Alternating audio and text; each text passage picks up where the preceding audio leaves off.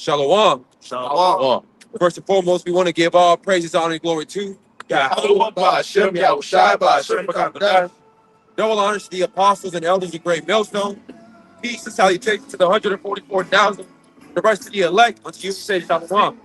Coming to you back with another Friday evening camp down here in Dallas, in America, Babylon the Great, telling our people, the so-called Negroes, Latinos, and Native Americans, which are the true Israelites of the scriptures, that the Bible speaks of. Warning our people of what's about to come. The incoming doom and gloom. We're not here to preach about prosperity doctrine like these Christian churches and these other Israelite camps. No, we're here to tell you about what's about to come upon the planet Earth, which is ultimately great judgment, especially here in America, Babylon the Great, because of all the wickedness that goes around. Especially here in America, because America is the mother of all harlots. So this place that we call America has a great judgment because of all the wickedness that is done to the so-called Negroes, Latinos, and Native Americans, all the bloodshedding that is done to the Israelites, and that's why we see America collapsing. Just like during the time of Egypt, of ancient Egypt, when it was getting plagued by all these different plagues, the farms were failing, the crops, the waters were getting poisoned, the economy was tanking, and it's the same thing today in this modern day Egypt, the spiritual Egypt known as America. It's just like Yahweh Ba'Shem Shai made Egypt collapse, and all the past empires is going to be the same thing to America. That's why we see all these mass layoffs, government shutdown, the longest government shutdown in history. I think we're like at day 37. In Lord's will, it doesn't come back. It doesn't get the government doesn't get turned back on, for lack of better words, because that only means that the destruction of America is closer. Because what Esau Edom is doing, he's purposely collapsing his system so he can bring in his new digital system that's going to be spearheaded by the MOTP, the Charagma, which is a microseer. That's why we see America's collapsing and it's not being healed, because it's all being done purposely. But majority of the people up on the planet Earth, they may see it, they may think that it's just another 2008, that it's just going to come and go. But no, ultimately, this is the end of this empire. This is the end of America. This Ezekiel chapter 7. Now I'm going to get verse 5 and 6. Now I'm going to get verse 25 for you. It says, "Thus saith the Lord, Yahweh Ba'Shem Yahushai, and evil, and only evil, behold, is come. An end is come. The end is come. It watcheth for thee, behold, it is come." Got it. That's going into the end of America.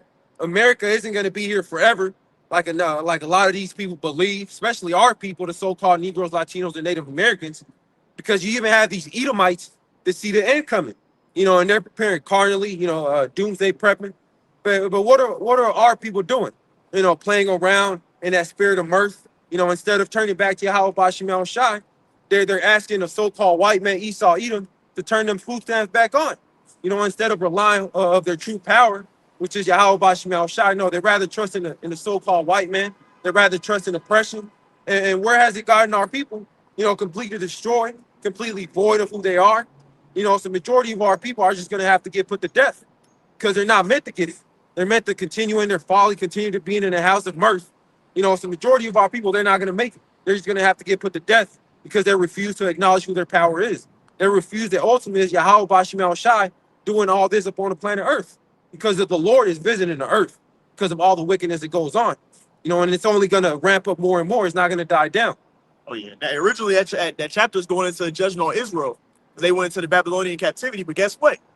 Our people are joined to Babylon the Great, and the Lord is going to bring another tribulation onto the nation of Israel, man, like never before seen on the planet Earth. Now, when you jump down, this for you, bro. This Ezekiel 7 and 25.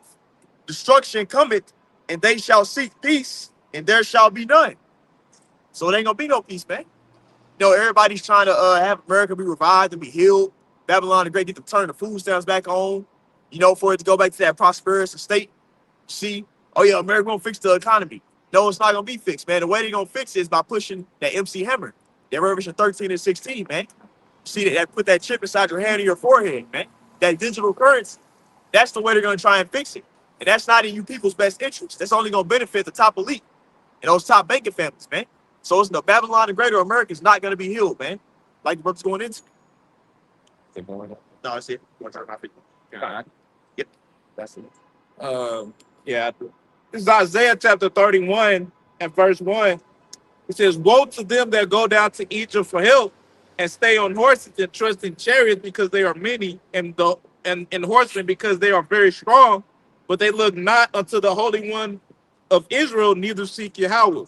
God, and that word woe going into destruction, which majority of our people are going to be destroyed because they refuse to go back to Yahweh Bashim Shire and repent. They rather keep trusting in oppression.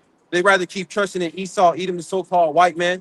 You know, they rather have the food stamps turned back on. You know, the welfare checks keep being sent out. You know, really, a lot of Jay is hoping for another stimulus check, not knowing what that's doing to the economy. That's only making the economy worse. But, you know, it's all planned out because Yahweh Bashim Shai wants the wicked of our people to go down to Esau Edom for help, just like they did 5 years ago. You know, when he was offering the jump shot, you know, the JAB, you know, and what did our people do? They trusted in Esau Edom. They trusted in Egypt because they looked at how so-called great that America is. You know, they trusted in the so-called science. You know, and it's going to be the same thing when that MOTB gets made presented because of how bad the economy is going to be. You know, the economy is going to collapse. There's not going to be any jobs. You know, Esau Edom's going to offer that UBI, that universal basic income. But the only way to get it, you're going to have to take that MOTB. And that's what the majority of our people are going to do. They're going to go down to Egypt and trust in Esau Edom.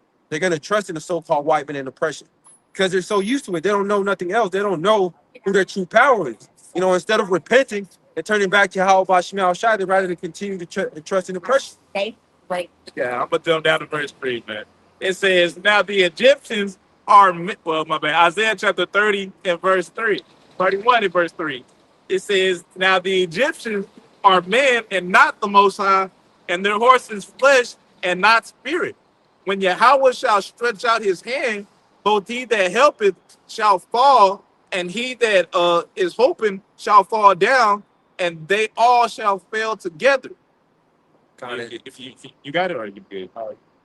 Yeah, because, you know, in other words, you know, how you was going into how Jake is trusting in Egypt, ultimately not realizing that they're nothing but mere men, mortals, man, right? Trusting in Esau and the one of all things, not realizing that Yahweh Bashim Shai is in control of all that, right? Ultimately, let you know that it's going to be to their detriment for ultimately trusting in this devil because this devil's going to fall, right? And guess what? They're going to be along, well, 2/3 of the nation of Israel is going to be along with them, trying to help them. And guess what? They're going to fall as well. He that helping and he that hoping, they both shall fall together, right? So with Jake's trying to stick along Esau's side, even though being screwed over, they still going to stick with Esau because they don't know nothing else, like you said, right? It's going to ultimately, you know, fuck them over completely. That's all I have to say. Time, because when has the so-called white man, Esau Edom, had the best interest of our people? You know, whenever he's offering you something, there's always an agenda hidden behind it. Yep. And he's about to do the same thing. You know, we see that he's collapsing the economy, but it's for a reason. And so he could you know, do away with the dollar, do away with the physical currency, so he could bring this new digital currency that's going to be spearheaded by the conglomerate, the MOTB. Yeah. This Jeremiah 17 and 5. Thus said the Lord Yahweh Bashim Shai, cursed be the man that trusted in man, that and make it flesh his arm, and whose heart departed from Yahweh Bashim Shai. See, like brothers going into, man, that's what you're doing when you try and trust this devil. All you care about is money.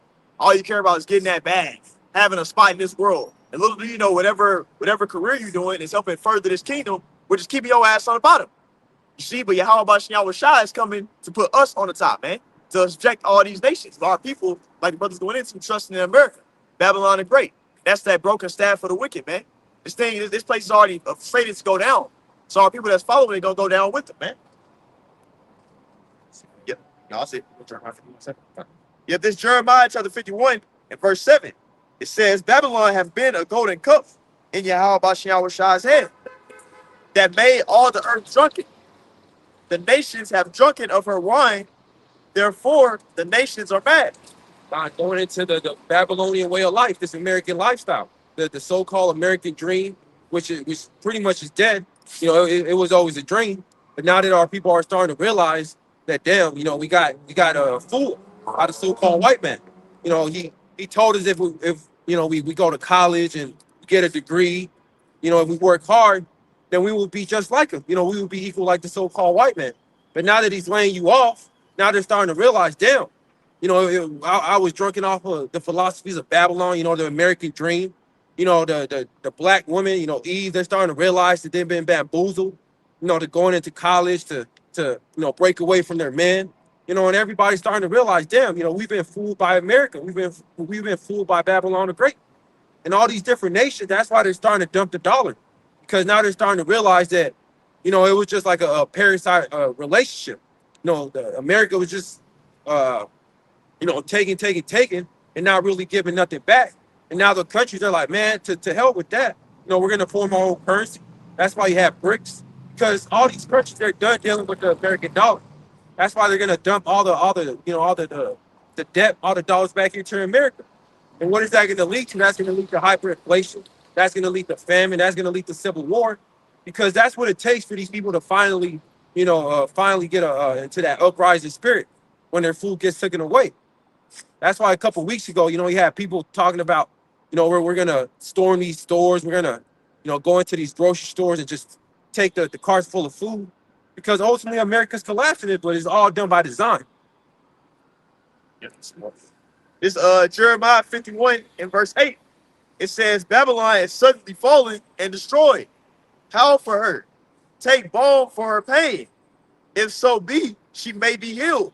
And America's not going to be healed. It's going to be destroyed. But first, it's going to get plagued by all these different pestilences, famines, the sword. You're going to have a Civil War 2.0, race wars, which that's already been. We're basically at the beginning stages of it. We're at the beginning stages of World War III, Jacob's Trouble. And what is all that going to lead to? That's going to lead to the thermonuclear destruction of America. That's the end that America has. Not another damn 1,000 years of so-called American lifestyle, going to work 9 to 5, paying taxes, having to be stuck in traffic. No, that's about to be done away with. And people are going to be like, damn, is this it? Is this all we have to look forward to? But ultimately, for our people, the kingdom of heaven is next. But to the rest of these heathens, these Babylonians, this is pretty much as good as it gets for America. That's why a lot of them are mourning, especially these Edomites, these so-called white people, because they know deep in their spirit this is as good as it gets for them. Yeah, and all that so-called healing that the brother's going into, that they're going to use, it's going to make it to where you stripped of all your so-called quote-unquote rights that y'all try and fight for, man. But if they put that device inside of you, they're going to know exactly where you are, exactly how much you're spending. They're going to be able to shut that thing off. See? They're gonna have complete control and access over you, where you at, and what you doing, man. All right? And that's the type of society we live in. These niggas want to create a fucking dystopian society where they got full governance over everybody and everything like the Most High. You see? And that, if you're fighting for that, that's not nothing to fight for, man. Our people finna really soon find out. This Babylon. It is Babylon. It is. This Jeremiah 51 and verse 9. It says, we would have healed Babylon, but she is not healed. Forsake her, and let us go everyone in his own country. For her judgment reacheth unto heaven, and is lifted up to the skies. And that's going to be the end of America. It's going to be thermonuclear fire. So that's why it's not going to be healed, because Yahweh Bashim Shai is not with America. He's not with this empire being ran by the so-called white man. That's ultimately why it's going to be destroyed. But what are our people hoping is to America to be healed? To the economy to be fixed, for dollar to go back to $1, gas to go back to $1.50. No, but that's not going to be the case. It's only going to get worse. Inflation is only going to keep rising. People are going to keep getting laid off, because of this government shutdown. You got planes falling off the sky, letting you know that this place is done. Because now you're not going to have airplanes, flying out throughout the holiday season. Right now they say it's only a 10%, of airplanes that are going to get shut down, aerospace, but it's only going to increase more. Lord's will by Christmas is 50%, and it only rises up more, because that's the only thing left for these people. The holiday season, Thanksgiving, Christmas, New Year's. That's the only thing that they got to look forward to. But what's gonna happen when that gets taken away? People are gonna start revolting. They're gonna be like, damn, I can't even celebrate Christmas no more. I can't even celebrate New Year's. But that's letting you know that Yahweh Shema Shai is also taking the mirth out of this place because it's done, it's finished. Here's one. This is Jeremiah 51, and I'm gonna get verse 10. If I could add real quick, because you're in Jeremiah 51, Jeremiah 50, it starts off speaking about Merodach is confounded, Baal is broken. Merodach, is one of the chief deities, in Babylon, which is, Marduk, but that's ultimately what Christmas goes back to, Marduk, Merodach, but what you just made mention about, people looking forward to Christmas and like it ain't the same. The Lord took that spirit out the earth. Well, that all comes by this ministry, man. 2 Corinthians, the 10th chapter says for our weapons are not carnal, but mighty through the Most High, pulling down strongholds. So ultimately, this whole Edomite spirit, this Babylonian spirit, all the gods and everything that's associated and attached with it, it's all being brought to naught. It's all being broken to pieces by this word. So Merodach and Baal is confounded. You got it. Yeah, because you even have Americans that are talking about boycotting Thanksgiving and Christmas. Yep. Because of the government shutdown, because they're not getting their food stamps. And ultimately, that's the Lord putting up on his spirit to not go out there and partake in these things. Because really, they're all pagan holidays, but yet they're still celebrating them. So they could get a feel for that so-called mirth that they felt back in the day. Back when there were, children, teenagers, young adults. That's why people are still trying to cleave on to the old ways of Babylon. Celebrating Christmas, celebrating, Easter, all these different holidays. But the Lord is also taking the spirit out of everything. He's taking the spirit out of Babylon the Great. The mirth is gone. Yeah, niggas trying to bring the 90s back, trying to bring the 80s back, particular haircuts and dress styles. Yeah. Jake trying to listen to all the 90s music, which 90s had great music. I get it. I listen to a lot of 90s music, but just going into that's just Jake's spirit. They're just trying to bring those good old days back. If I could get this real quick for you, since we say that Ecclesiastes 7.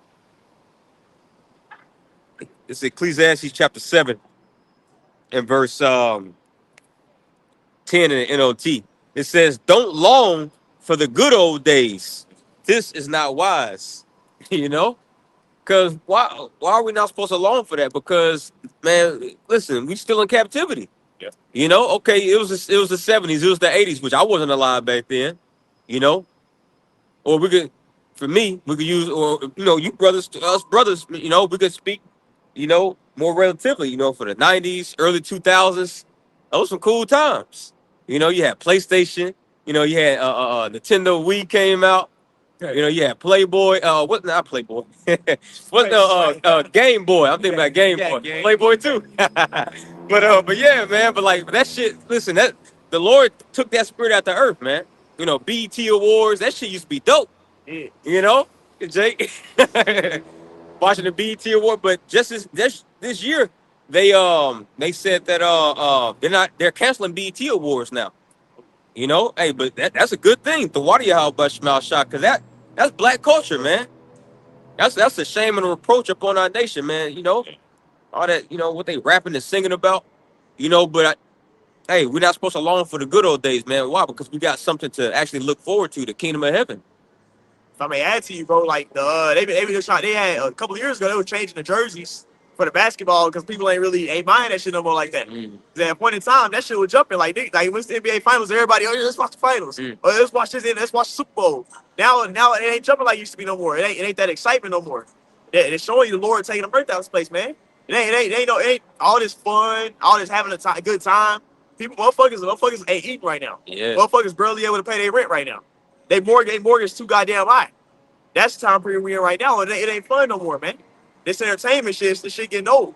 That's why they trying their hardest to try and promote it and shit, but ain't nobody watching this shit no more, man. Yeah. Bro, even down here in Dallas, downtown Dallas area, Deep Ellum. Bro, Deep Ellum used to be the spot on Friday nights.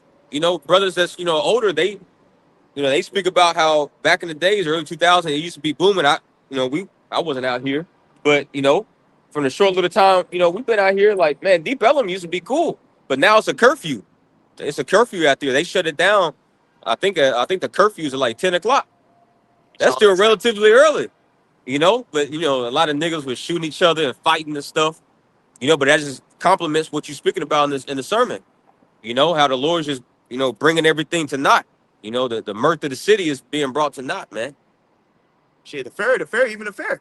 That shit that sells in that motherfucker went down drastically. I was seeing news. If you got that shit on the news, you know it's big. Yeah. That shit, I think it said it went down almost like $500,000. Like the sales, and how many people that was up in the fair. Because the state fair, that's like a big thing. That used to be a big thing in Texas. Now, niggas weren't going to that shit no more, man. Can't afford that shit. That's it. Ecclesiastes 12, 13, 13 and 3, 12 and 3. Get this Ecclesiastes chapter 12 and verse 3. It reads, in the day when the keepers of the house shall tremble, and the strong men shall bow themselves, and the grinders cease because they are few, and those that look out of the windows be darkened. And that's what's happening. The grinding is season, going into these jobs, all these people getting laid off, being replaced by AI, automation, because ultimately the Lord is collapsing this place. And yeah, it may be the so-called white man that's behind it, but really is Yahweh Bashim Shai controlling the minds of these wicked elite to crash this system. Yeah. Because Esau Edom know that he has a short time. He's seeing all these chariots upon the sky. You know, the AI-3, the Atlas that is supposed to be here in December. You know, so Esau Edom, he's seeing a lot of things. That's why he's trying to get it up and running ASAP, because he don't have as long as he thinks that he has. You know, he had the 2030 agenda, and now he brought it to 2025 because he's seeing all these things. That's why he's trying to speed up the collapse of Babylon the Great. And you see all these people, you know, languishing, mourning, you know, because they don't see the same future that they did 10, 20 years ago, you know, going into looking out the windows and they're darkened because the optimism of Babylon the Great, you know, is being wiped out. You know, that's why all these people are mourning, because back in the day, you know, you could, you know, go to college, you know, get a job. You know, you were able to get a job right out of college. You know, now you got people with master's degrees, PhDs, that are no longer able to get jobs. You know, people with 30 years experience that aren't even able to get a job at McDonald's. You know, that's letting you know what times we're in. Ultimately, we're at the collapse of this empire of Babylon the Great. And a lot of these jobs, like employees, the most expensive thing. So jobs trying to cut down on that shit. They can't afford y'all no more, man. That's why they brought a lot of these migrants over here. They can pay them fucking pennies like shit, and they'll work way harder than a lot of these people in America. So that's another reason why a lot of people getting replaced. See, these foreigners coming over there working their ass off, going crazy, making $20 an hour. They put numbers up, man. And that's been happening for years, man. Like brothers going into. But all this stuff is showing a decline in this place. Yeah. This Ecclesiastes 12 and 4. And the doors shall be shut in the streets when the sound of grinding is low, and he shall rise up at the voice of the bird, and all the daughters of music shall be brought low. Yeah, that's what's happening. And you have all these different businesses, restaurants, music venues being shut down because people don't have that expendable income, you know, that extra income left over at the end of the month. They'll go out like they used to. You know, so now that's why you have all these different restaurants talking about that, you know, nobody's going. So they're having to shut down, they're having to close down. Denny's closing all their restaurants. Yeah. Which nobody was talking. Brothers was talking last night. Nobody really went there anyway. Yeah, They were trash. That is good. Waffle House, a lot of their stores, a lot of their restaurants are closing. You know, it's a lot. It's just a lot of places in general. You know, Yeah. GM, Ford, you know, Nissan. GM is laying off thousands, man. I know a few people out here in the Arlington area, you know, because, you know, they got a GM plant out here in DFW. I know a few people that's, you know, just about to get laid off or did get laid off. Even with the shutdown, a lot of people that's in government jobs ain't getting paid right now. They still not getting paid. Like, you know, my woman, her best friend, she waited fucking Tokyo and ain't been getting paid. I got a girl cousin that she in the military, she in the Air Force. She ain't been getting paid, man. Hey. And it's not gonna change until they sign on something for the government to come back on. So a lot of motherfuckers being affected right now, man. And then Trump is saying that you're not guaranteed, like federal workers that's got laid off, they're not guaranteed to get back pay. even though in his previous administration he signed a law to where or signed some type of he signed something. This is all witchcraft, bro. We signed it, we signed it. But anyway, according to them, according to him, he signed something in his last administration to where they promised there would be back pay if federal workers were to be furloughed. But now we're in 2025, federal workers are furloughed, and now they're not, and now he's not promising that. That's why Scripture says having confidence in an unfaithful man in times of trouble is like chewing with a broken tooth or walking with a foot out of joint, man. It's gonna hurt like hell. But at the end of the day, man, hey, we just in them times. I remember Elder Yatazak said it, to his brothers. Hey, he's like, hey, brothers, yeah, we in Babylon the Great is fallen, but we in this bitch. It's fallen, but we in it, meaning what? We're gonna feel the effects of it. But what is our disposition of spirit to be like? Are we supposed to, oh my God? No, man, this is what we've been praying for. We've been, hey, Acts 14:22, through much tribulation shall we enter to the kingdom. So we're feeling the squeeze tighter, it's getting tighter and tighter, but what you gonna do? Are you still gonna trust in Yahweh Bashmal Shah? He's honoring our prayers and our curses, man, that we put up on this place. That's the spirit you say that, bro. Because like we see past this place. Yes. We looking at the bigger picture. So it's like a chick. If your mind says like this is temporary shit, you ain't gonna be mad shit. You know, ask you, I'm like whatever. That's how we looking at Babylon the Great. We looking at these things. All these possessions we got, our job, some of our women, our families, a lot of these things we expecting them to leave. It'll be cool if they stay, but we expecting them to leave. And we know that it's temporary. So that's why we're not in that spirit of like, oh, y'all through when we lose stuff, because the Lord told us it's gonna happen. I got this for you. God, this is Revelation chapter 2.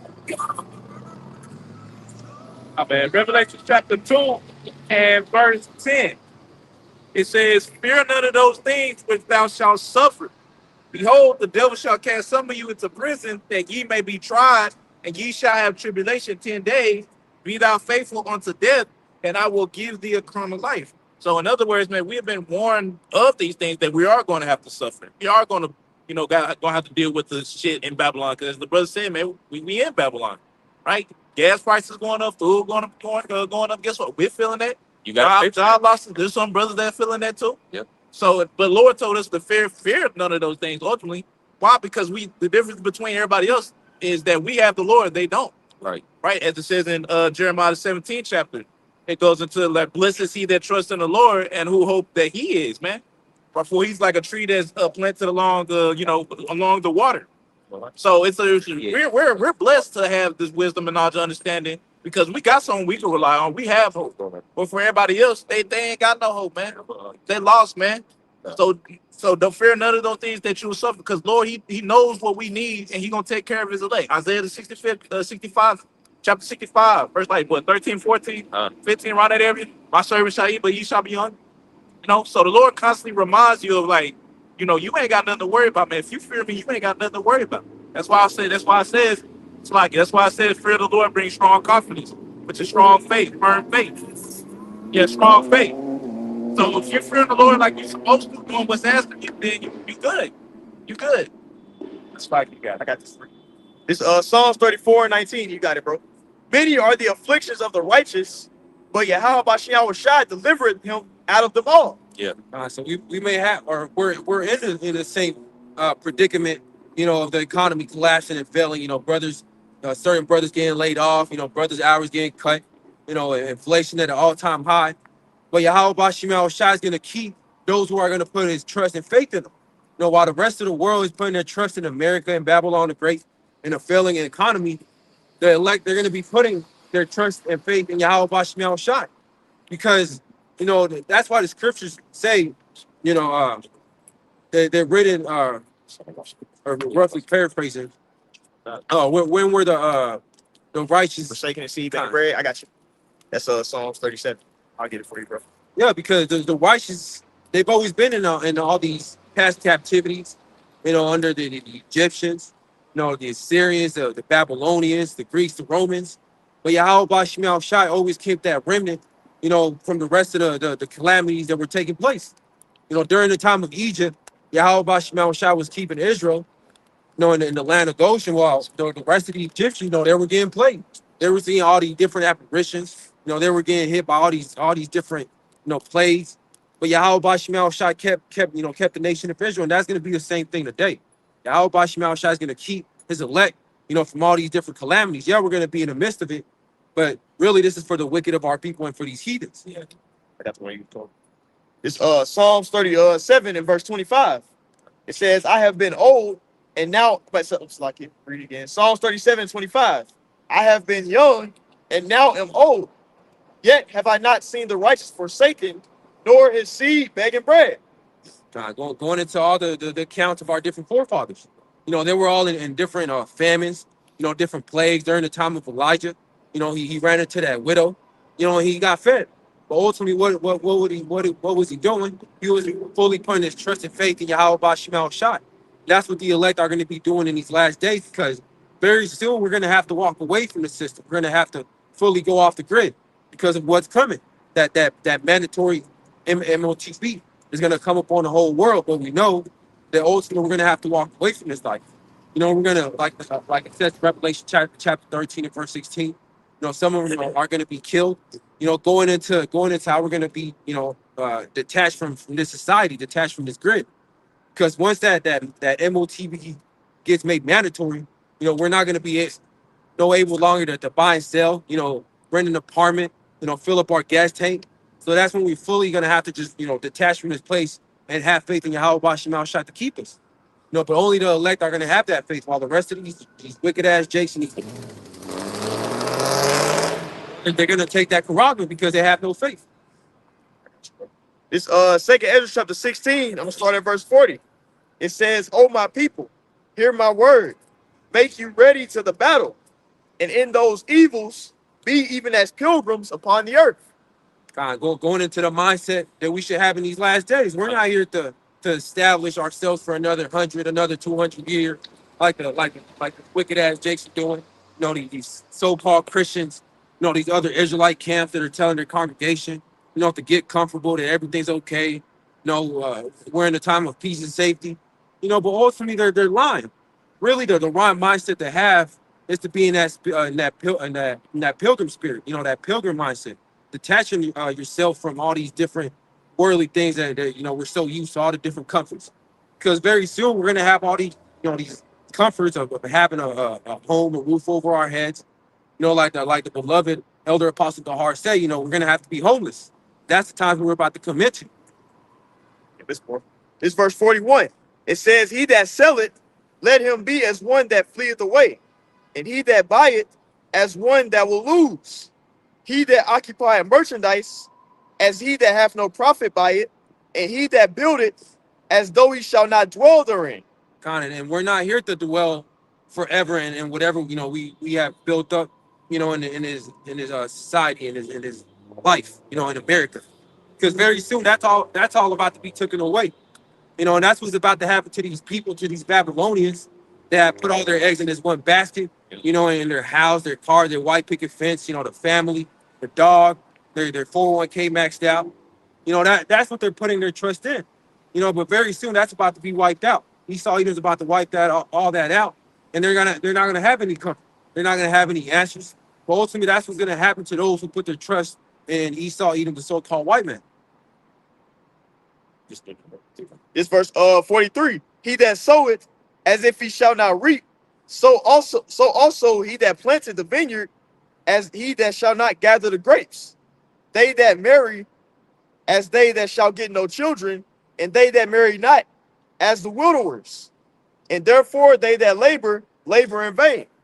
So you still have a lot of people that have that hope, that America's going to continue. You still have people sending their kids off to college, to get a PhD, to be in college for 20 years, not knowing what's about to come upon the planet Earth.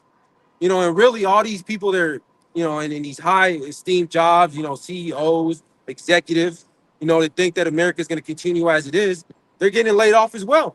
So even all these people that are in so-called recession-proof jobs, they're about to feel the squeeze too. Because really that's the main target, all these people with these high-paying jobs. And they're about to find out, what happens when you trust in oppression, when you trust in Esau Edom system. Ultimately he's going to stab you in the back because it's nothing new. I mean, actually, bro, look at these damn rappers. Every fucking rapper, you know how Jake will see random shit on our feed. You got niggas like Soldier Boy and all these niggas. They got fucking YouTube pages now. They trying to make podcasts and shit because niggas ain't getting no money like that, man. Yeah. They ain't popping like that no more. You see? Because they was already in debt. Those contracts you saw put them niggas through, instead of to keep their ass in debt forever. You go forever, like that album don't hit, whatever the contract, like whatever our contract was that you signed for, if your album don't hit that amount, you gonna be sacrificed, you gonna have to keep doing shit to make up for that shit, man. And that's what it's set to do. So a lot of these niggas, they over here doing YouTube channels, they over here doing streaming, playing video games and shit. You supposed to be a rapper, man. I thought you was a rapper. Now everybody trying to make a YouTube page, do all that, because they ain't getting paid like that, bro. Yeah. Like brothers going into the mirth, this place is just leaving, man. Yeah, talking about that.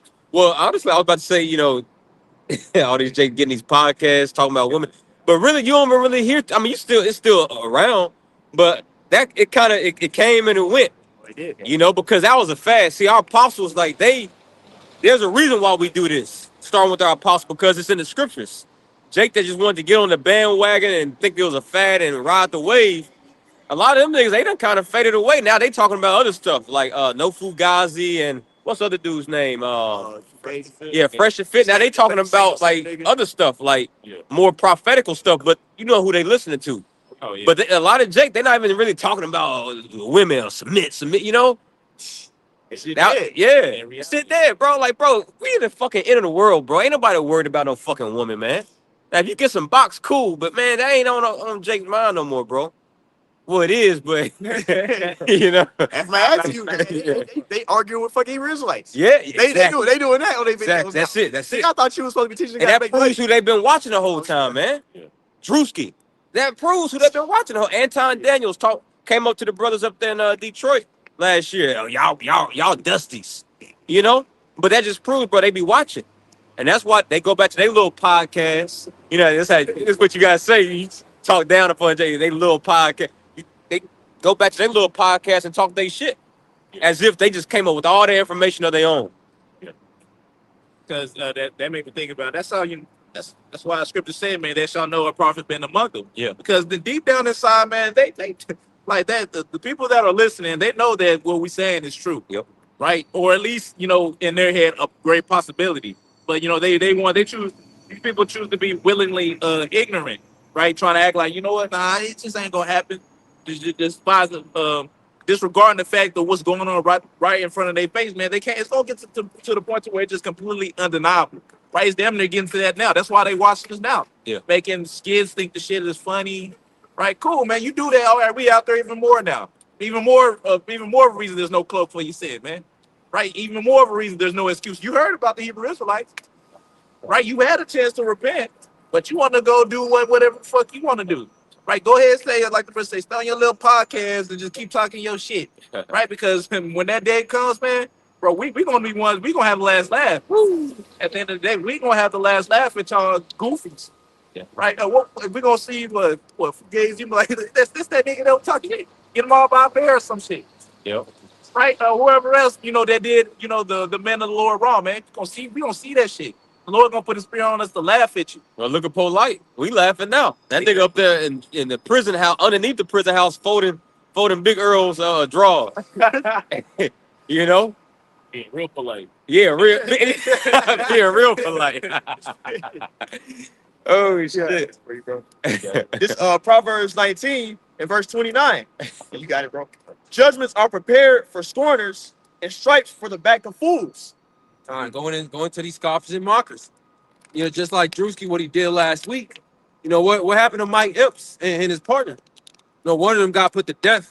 And, you know, Mike Epps apologized. So what do you think's about to happen to Drewski? And all these scoffers and mockers that keep talking shit, thinking that all the idle words that they're speaking are going to be accounted for. You know, Yahweh Shemal Shai is just having the angels recording all the shit that they're doing. You know, all the shit talking, all the scoffing and mocking. You know, so whenever the Lord does come down upon them with that judgment, they're going to remember, like, damn, you know, they said that this was going to happen. You know, because a lot of brothers, they're saying that, you know, Drew's is going to have a heart attack. You know, and that just might be the case. Look at him. He about to be Fruski. Got this for you. Yeah, this Proverbs 15 and verse 3. It says, the eyes of Yahweh Shai are in every place, beholding the evil and the good. It's like the brothers going into these dudes talking shit. The Lord put in their spirit to do that shit, man. Just like the Lord put it in a homeless person's spirit to come over here jumping around, fucking with the signs, talking shit. The brothers doing all that shit. The Lord wants that to happen because He want to kill them. Yeah. That's the reality. A lot of these people out here in Texas, the Dallas camp is a big camp. We got brothers that's over there. We got the elders over here. The Lord wants these niggas to hear this word so He can kill them later. Yeah. That's the truth, man. The Lord want to kill the majority of these people. He don't want them to get it. See? And that's the reality. The Lord put in their spirit to scoff and scorn and talk shit because He want to kill them, man. And that's the reality. The Lord want to do a lot of killing. That's what we're going to soon see in these times, man. I got this for you too. This 2 Corinthians chapter 4 and verse 3 and 4. Yeah, you got it, bro. But if our gospel be hid, it is hid to them that are lost. And that's the majority of our people, the 2/3 of the wicked of the nation of Israel, the so-called Negroes, Latinos, and Native Americans, because they look at what we're doing and then they're like, damn, you know, that's of no importance. You know, y'all just out there looking crazy, bugged out with dresses on, you know, shower curtains. That's what our people see it as, not knowing that this is the beginning, you know, of a legacy of Yahweh Shemal Shai establishing the kingdom on the planet Earth. The majority of our people don't see that because, you know, it looks foolish to them. You know, it's supposed to look foolish because, like the scripture says, it's supposed to confound the wise of this world, you know, with this wisdom. You know, that's why it's only meant for the elect. It's not supposed to be meant for the whole nation of Israel, yet alone for the whole world. You know, because majority of our people, they're not meant to receive it. They're supposed to keep talking shit, keep mocking, keep scoffing until they get put to death. Because Yahweh Shemal Shai didn't open up their minds and ears, you know, spiritually to receive it. Yeah, we crazy, but just last week, yeah, motherfuckers with a fucking Flintstone costume on, got a big ass fucking wig on his head. We the ones that look crazy. Yeah, all right, nigga.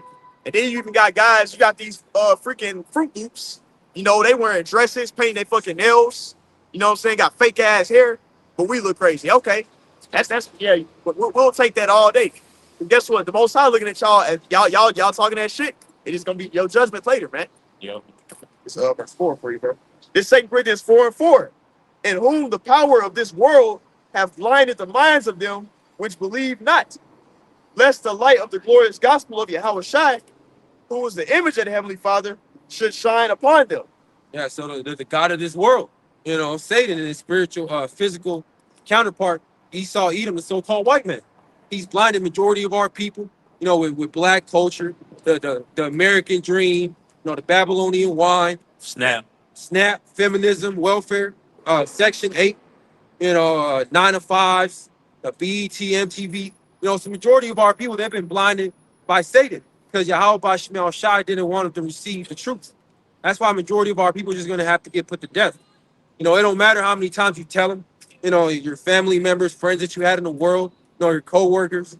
You can tell them till you get blue in the face, and then they're not going to receive it because Yahweh Shemal Shai didn't put it up on his spirit to receive the truth. You know, only the certain amount of Israelites, you know, starting with 144,000, the rest of the elect, those are the only ones who are going to know this song. No, I got it. Wait, got some? Oh, you done? Yeah. All right. This Matthew chapter 12 and verse 36. I'm gonna start at verse 36. It says, and you got it. It says, but I say unto you that every idle word that man shall speak, they shall give account thereof in the day of judgment. You got it, bro. God, going into how Yahweh Shemal Shai is having these angels write everything down, and know that these scoffers and mockers are talking. I know all the shit talking that they're doing, starting with all these other Israelite camps and know better, but yet they're talking down on you know, the apostles and elders. You know, they're talking down on certain men of the Bible. You know, the Apostle Paul, John the Baptist. You know, Yahweh Shemal Shai is writing all that down. He's not gonna let all these jakes, you know, go unpunished. You know, in their mindset, they think because they're keeping on, you know, they keep doing it. You know, Yahweh Shemal Shai hasn't judged them yet. In their mindset, they have to keep getting away with it. You know, I'm talking shit.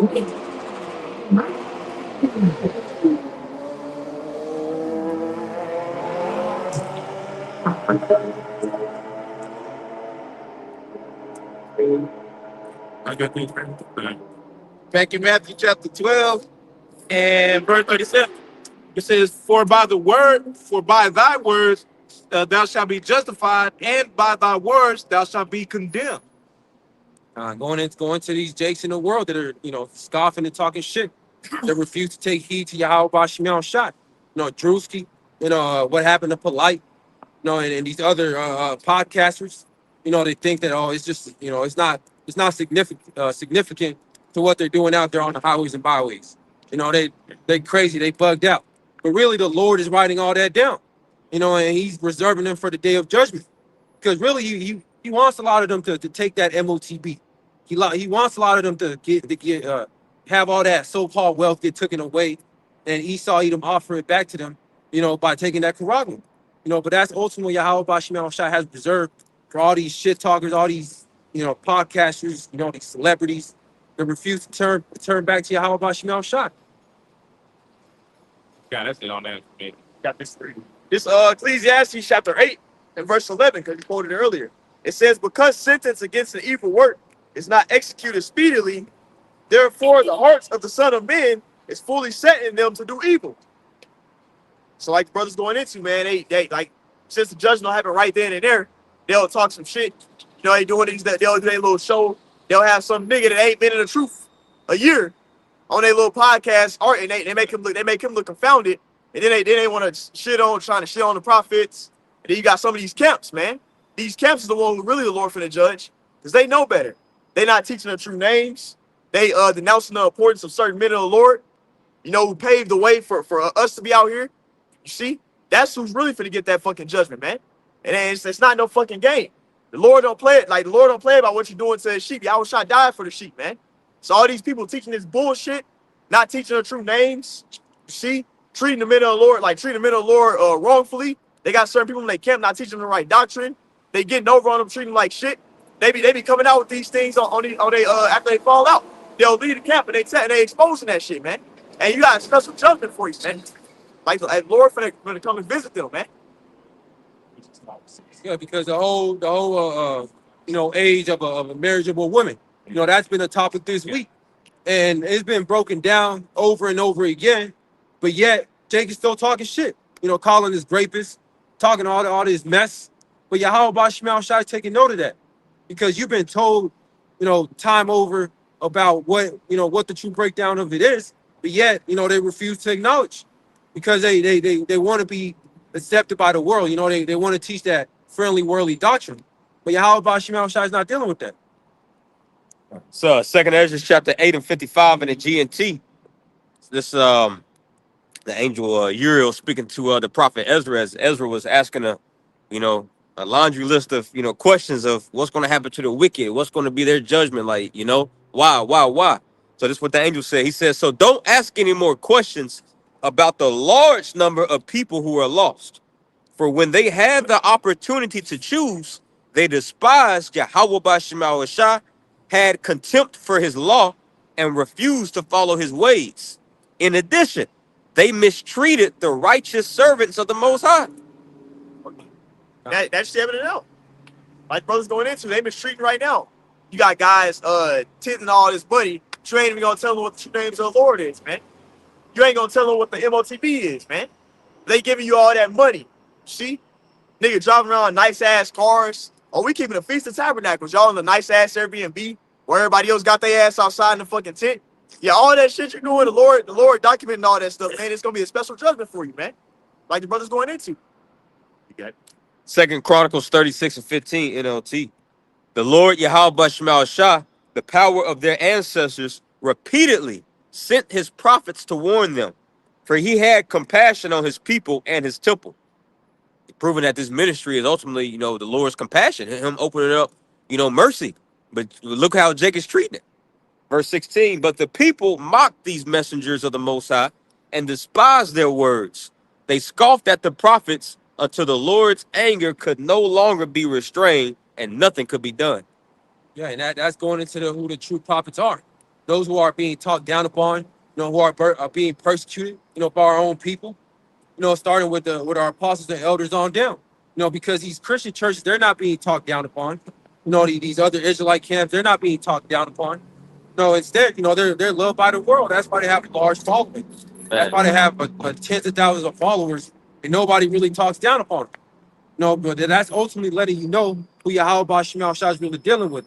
He's not dealing with these camps that are loved by the world, that nobody's really coming up against them, especially Esau. Edom. They got 100,000 followers, but Esau Edom's not taking their pages down. But you have a brother with 100 subscribers, and he just says one word that triggers the algorithm, and it gets taken down. That's letting you know who the Lord's really dealing with. Yeah. If I can say, today we seen y'all know how YouTube be translating the Transfer. translated yeah, videos, right? Yeah. Closed caption. Like, no, well that, but I'm saying, like, Transcribing it. no, I'm talking about like actual voiceovers. You have your phone settings in English or Spanish? English, okay. Well, if you change your phone settings to Spanish, YouTube is gonna translate a lot of English videos to Spanish audio translation to where the actual audio is translated. Oh. Right? So, for example, if you set your phone to Spanish, right? You change the language. Yeah. And you come across a news, like a 2-minute news clip, and it's in English, it'll translate the actual audio. That's a new thing that YouTube has done this year.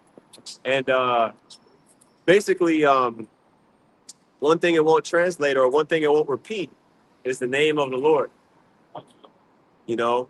One thing it won't repeat is the name of the Lord. I'm talking about the AI voice. It doesn't repeat the name of the Lord. So Esau knows. He knows, like when we say the name of the Lord, just it triggers something in the algorithm. Like, okay, we're gonna put this video in a certain category. You know what I mean? Yeah. And that's just one of the ways we know that. But they do it. It's like what they do. Do they just like bleep it out, or It doesn't say anything. Oh, they don't say nothing. It doesn't say anything.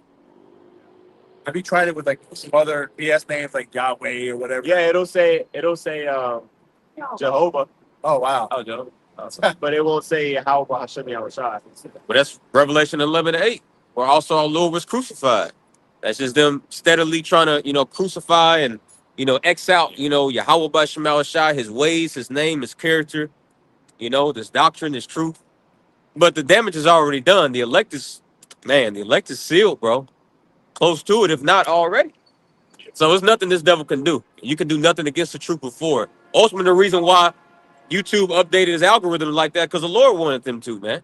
He put the spirit upon them to do that. Because this ministry is pretty much, this phase of the ministry that is pretty much almost at the end. That's why Elder Pastor Hart, told his brothers this week, PSA announcement, every brother should have an Odyssey and a BitChute account, because now it's getting to the point to where now particular, brothers' whole pages being taken down and like your username, your account, everything's all, because YouTube changed their requirements a few months ago with this AI digital biometric verification. So really, it's like it's linked to you personally. So if you try to create another page, it's not going to let you. So yeah, we go on to different platforms, man. So but that's ultimately the family of the word brewing up, man. We had an incident that happened maybe a few days ago, or it might have been here yesterday. Here in Texas, somebody actually got approached by the police about what they said online.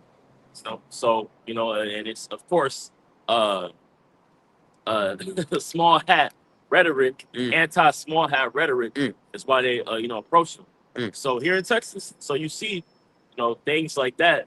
And they didn't get taken into custody or anything like that, but they just came to their house and said, "We seen what you was posting online. We want to check things out, make sure you was harmless." And he told them to pretty much get off their property. He didn't have a search warrant. So, but just showing you that we in the system, they're tracking things, but it's gonna cause us to be approached at the end of the day. It's gonna cause family of the word. Shit, if I'm not mistaken, then something similar like that happened. Well, not they didn't get approached, but like with the Cybertruck situation, I'm pretty sure brothers are aware about it. Basically, how somebody Cybertruck basically shut off basically in the middle of the highway because of something that they said like online that was like against what they wanted. Yeah. Yep. So I was like, damn. So they coming for if you got an electrical car, I'm pretty sure it's probably gonna happen to Tesla too. Well, no, that's part of Tesla, but it was still just Cybertruck specifically. So that Esau, he really cracking down on like freedom of speech.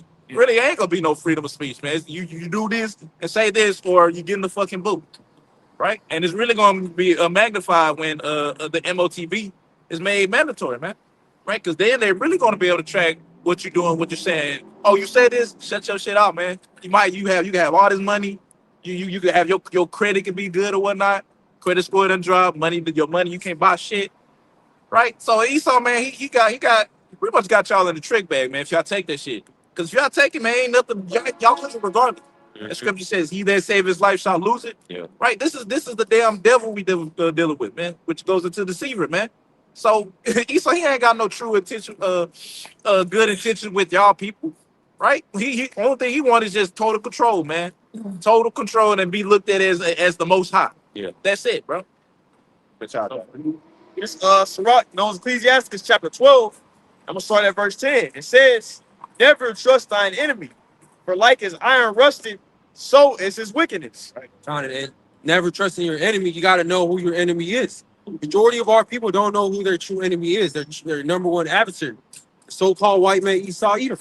Because a lot of our people still have that mindset that, Esau Edom has my best interest. Maybe he's not gonna fuck me over this time. Knowing damn well he's been fucking you over since he came over here to America. So he's not gonna change. He's not meant to change because a lot of our people are hoping that the so-called white man is gonna change his ways. But the scripture says otherwise. Can a leper change his spots? Can somebody who's used to doing wickedness change his way? No. The so-called white man cannot change his ways. He's supposed to be wicked because Yahweh Bashmiel Shah created him to be that way. And knowing that, now we know to not trust him. We know to not trust in his science. We know to not trust in his system. And then we know damn well not to trust in his charagma that he's about to implement upon planet Earth. But majority of the earth, they're gonna trust in that MOTB because they don't know who their enemy is. Yeah, if I can make a quick point, because it's just kind of dawned on me now, because some people like to say that we're not slaves anymore, or it's not as bad as like slavery. What makes this so much worse is pretty much what you're going through right now. The fact that people don't know who the fuck their enemy is now. Right back then, at least when hardcore slavery, at least you knew who your enemy was. Nowadays, we live in a time to where people think the enemy's a damn friend, right? And as the brothers you was going to Sirach 12. So as the brother was going into, or I think it was going to a Sirach 12, never trust thy enemy, for was his wicked. Matter of fact, I'm just getting it real quick. This is Sirach chapter 2. I'm gonna get it. Sirach chapter 12 and verse 10. It says, "Never trust thy enemy, for like his iron rusted, so is his wickedness. Though he humbled himself and go crouching, yet took good heed of him. Beware of him, and thou shalt be unto him as thou hast wiped the looking glass, and thou shalt know the rust hath not been altogether wiped away." Going into how this nigga is not going to change, right? Altogether, man. You at the end of the day, you're going to find out that Esau, he's always been that same fuck nigga that he been since all the way back, going back to the garden, right? So, yeah, y'all got that. Sorry. That's right. Yeah, that's right. It's right. 12. Malachi 4:1. It says, "For behold, the day cometh that shall burn as an oven, and all the proud, yea, and all that do wickedly shall be stubble, and the day that cometh shall burn them up." God says Malachi 4:1 from the top. "For behold, the day cometh that shall burn as an oven." Right, the day cometh. The day is approaching. See, this judgment that's about to take place on this earth, man, and a lot of people haven't considered. A lot of job levity, jolly is going around celebrating holidays, quote unquote holidays, But see, a judgment is taking place. Go ahead. Yep. Malachi 4:1. It is about to be a lot more of that. A lot more screaming, man. A lot more crying, a lot more turmoil, shortages.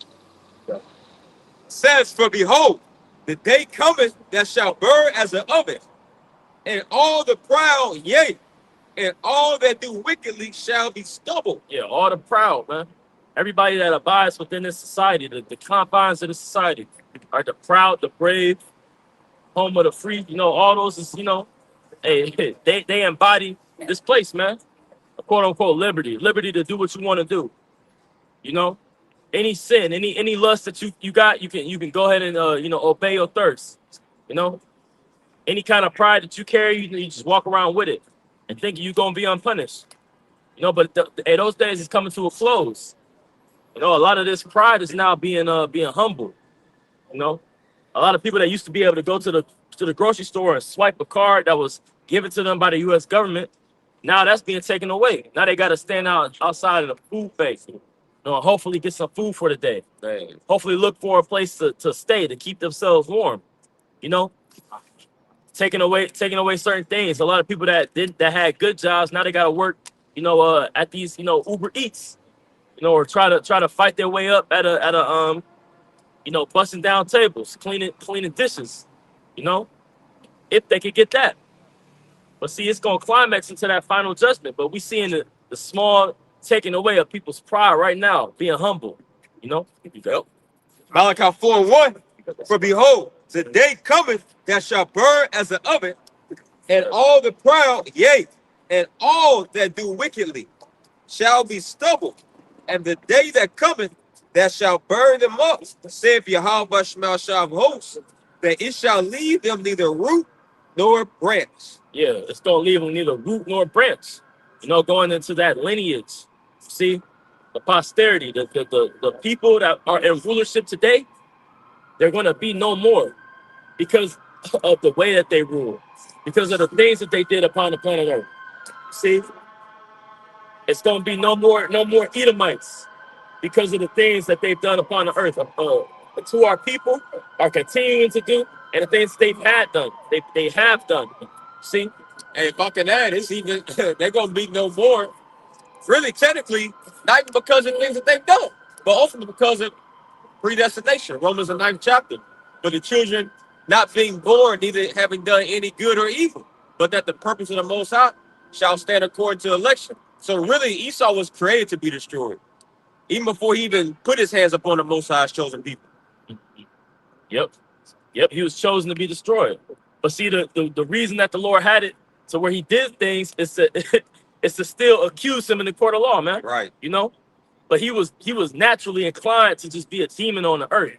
You know, that's just the spirit that the Lord gave him. You see, and his tab is being fulfilled. But we're going to see the effect of that, the effect of wickedness upon the earth. Sirach 10:12, right? Yep. This is Sirach chapter 10 and verse 12. The beginning of pride is when one departed from the Most High. Yep. And you see, a lot of our people are holding on to that proud-like nature by holding on to what Esau Edom has taught them, by likening themselves as forgetting their maker. All right, not coming back to the remembrance of these scriptures, not coming back into this calling. See, that's that separation that they have from Yahweh Bashem Yahweh Shah. Sirach 10 and verse 12 again. The beginning of pride is when one departed from the Most High, and his heart is turned away from its maker. Verse 13. For pride is the beginning of sin. He that hath it shall pour out abomination. Yeah, he that hath it shall pour out abominations. See, for instance, the LGBT people, man. Yeah, you know, but they're pouring out abominations. You know, a lot of these people that have that call themselves American, that associate themselves with the ways of this world, associate themselves with the ways of this lifestyle, they're finding out that it's a death style, man. And they're pouring out abominations. It's being shown. You see? Yeah, it's like a fire hydrant. You know, it just pours out. Like, really, when you don't have the fear of the Lord, bro, there's no limit. Yeah. There's no checks and balances with you. You know? Like, bro, we're literally in a world filled with people that literally have no standard in life. Yeah. If you don't have the fear of the Lord, bro, anything goes. Like, you can't trust this nigga around your woman, around your children, around your wallet, you know? So that's why we're praying for a righteous kingdom to be set up. 2 Peter 3rd chapter, we're hastening righteousness, man. You know? To where, hey, it's gonna be a harsh, brutal check, man. You know? You try to wiggle around the earth without, checking yourself without the fear of the Lord, man. You know, because we see what goes on whenever a society is ran by just this YOLO spirit, relativism. Everything is subjective. There is no truth. Everything is gray. You see? Yeah. It just pours out, just leaks out abominations, man. You got it, bro. And it's being fed to them on a daily. They get affirmed by their, you know, their algorithm, the things that they see on TV. They get affirmed that that's right. You know, they get, you know, they watch a snowfall and then they learn more wickedness. You know, you tell a nigga your first and last name and you got to damn near check your credit. You know, it's just like you can't trust anybody out here, man. You got it. I got a quick one. Exodus 20:5. Thou shalt not bow down thyself to them, nor serve them, for I, the Lord Yahweh, thy power, am a jealous God, visiting the iniquity of the fathers upon the children, unto the third and fourth generation of them that hate me. Now I got that because what the brothers are just going into, pretty much going into the 2/3 of our people, the degenerates of our nation, man. This is why when Yahushua returns, all right, when Yahushua returns, he's going to be in that spirit. He's going to be in that Isaiah 63rd spirit of coming back to judge niggas, man. Treading that wine fat, okay, which represents the people, okay? The Lord is coming back to tread on 2/3 of the wicked of the nation of Israel, man, along with the heads of these other nations that's currently ruling the planet Earth, okay? But 2/3 of our people, you play a big part in that, man, okay? If it was left up to you, if it like the scripture saying in Isaiah the 1st chapter, man, if it weren't for the remnant, man, we would have been as like in Sodom and Gomorrah, you know, leave it up to a 2/3 nigga, and we'd be in Babylon forever, you know. And you know, that spirit is prevalent. Matter of fact, can you read that again? I got you. Exodus 20:5. Thou shalt not bow down thyself to them. And speaking of idols, Yep. you know, we should not bow down to idols, man. And Babylon the Great is an idol. You know, a lot of things, a lot of symbols that people, you know, are moved by. A lot of you know, even the money, the structure, these systems that they have in place, when they're not designed by coincidence. Usually, they're in the form of worshiping an idol. You know, whether it be money, your job, these political parties, the people within it. You know, the leaders. I'm getting down on one knee, asking a bitch to bury you, man. Right. Yep. Idols. You know, your alma mater. That's an idol, man. You see? So we aren't to associate ourselves with the ways of the society. And our people do. When the Lord has specifically told them not to. That's degenerate. That's going backwards because you're losing the progress that we've made over time. You got it. Verse 5 again in Exodus the 20th chapter. Thou shalt not bow down thyself to them, nor serve them, for I, the Lord Yahweh, thy power, am a jealous God, visiting the iniquity of the fathers upon the children, unto the third and fourth generation of them that hate me. Yeah, visiting the iniquity of the fathers unto the third and fourth generation, man. Showing you that when you come back, there is going to be a recompense. There will be a judgment that's served. And as the brother just read, you know, earlier, just because sentence against the evil work is not executed instantly does not mean that, you know, the Lord is not going to judge you. You know, that's why people's hearts they feel like they can do whatever they want. There is no a judgment for the things that they do. There's no ass whooping for the bad things that you do on the earth. See, but the Lord got that coming, man. Can you go back to that Sirach 10? Yeah, I got you. Finish it out. You said 13. Sirach 10 and 13. For pride is the beginning of sin, and he that have it shall pour out abominations. And therefore the Lord brought up upon them strange calamities. Yeah, strange calamities. You know, like for instance, those children that was mocking Elijah. That was a strange calamity. See, all right, because of that pride, right? Oh, when the Lord struck those Hamites with hemorrhoids. Oh yeah, That's a strange calamity, bro. Yeah. Like, hemorrhoids, damn. Or sending some wasp and bees after your ass. Yeah. That's strange, man. Yeah. Wow, kill your ass. Man. Yeah. And hemorrhoids can kill you, bro. Yes. Yeah. Yeah. Hey, strange calamities, man. You know, die sudden. But that's a strange calamity. You know? Having you know, HIV, man. That's a very strange calamity. You know, that pride. You know, taking a selfie and then getting hit by a fucking car. A lot of people is getting judged. They going assed out. Monkeypox. Yeah, monkey. Yeah. Hey, that's a bad way to go out, man. And we're gonna see more of that. We're gonna see more occurrences of that. You see? And that's a recompense of that pride, of that degenerate behavior. So you're gonna get a degenerate way to go out, you know? Hey, you got it. Yeah, that's it. You know where you're going. Well, I know that's heat. A lot of, Yeah, but it's good. yeah, okay, yeah, keep going. Wherever you know what I'm saying. Verse 14, the Lord Yahweh Bashem Shai has cast down the throne of proud princes. Yeah, hey, the Lord has cast down the throne of proud princes. Look at Pharaoh. You see? And this place is likened unto, Pharaoh. This place is likened unto Egypt. And we're gonna see those same things happen again. All right, but before Pharaoh's final judgment, what was happening to his mind? His mind was being hardened.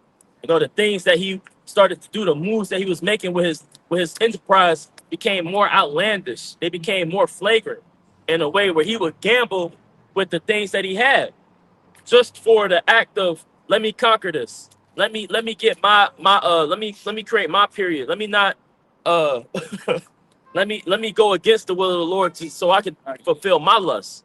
You see? And a lot of these people are trying to do that. See, that's why the Lord has, that hardening in their heart. He's turning a lot of these people reprobate, And you see it by their actions. You see it by them trying to disprove the truth. You see it by them not trying to disprove the idea of there being a God that's going to judge the earth.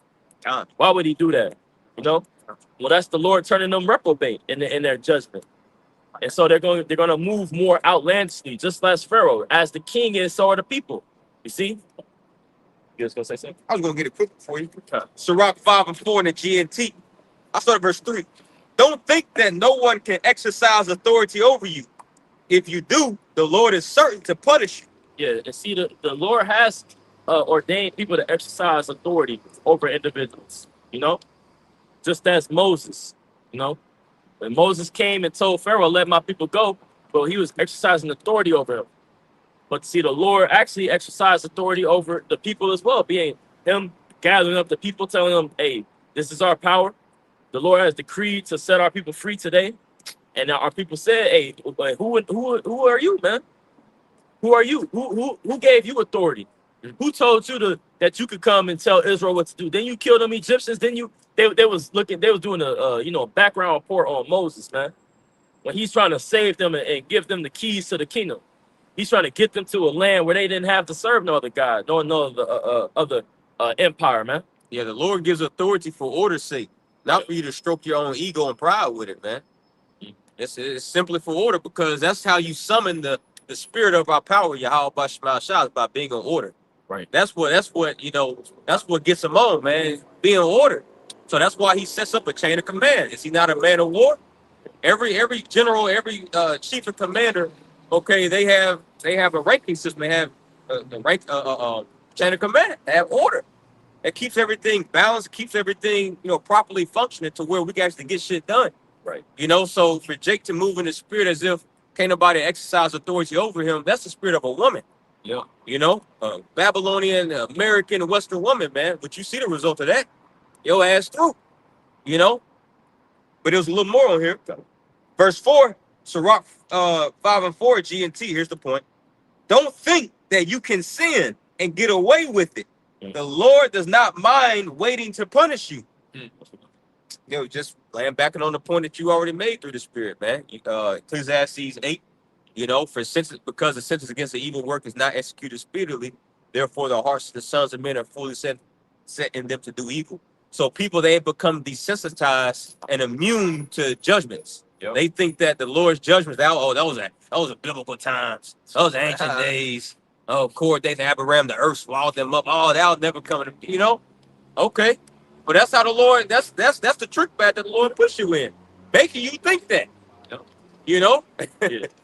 that 120-year long grace period to where the Lord was through the ministry of the prophet Noah, the sons of God, they were acting crazy, man.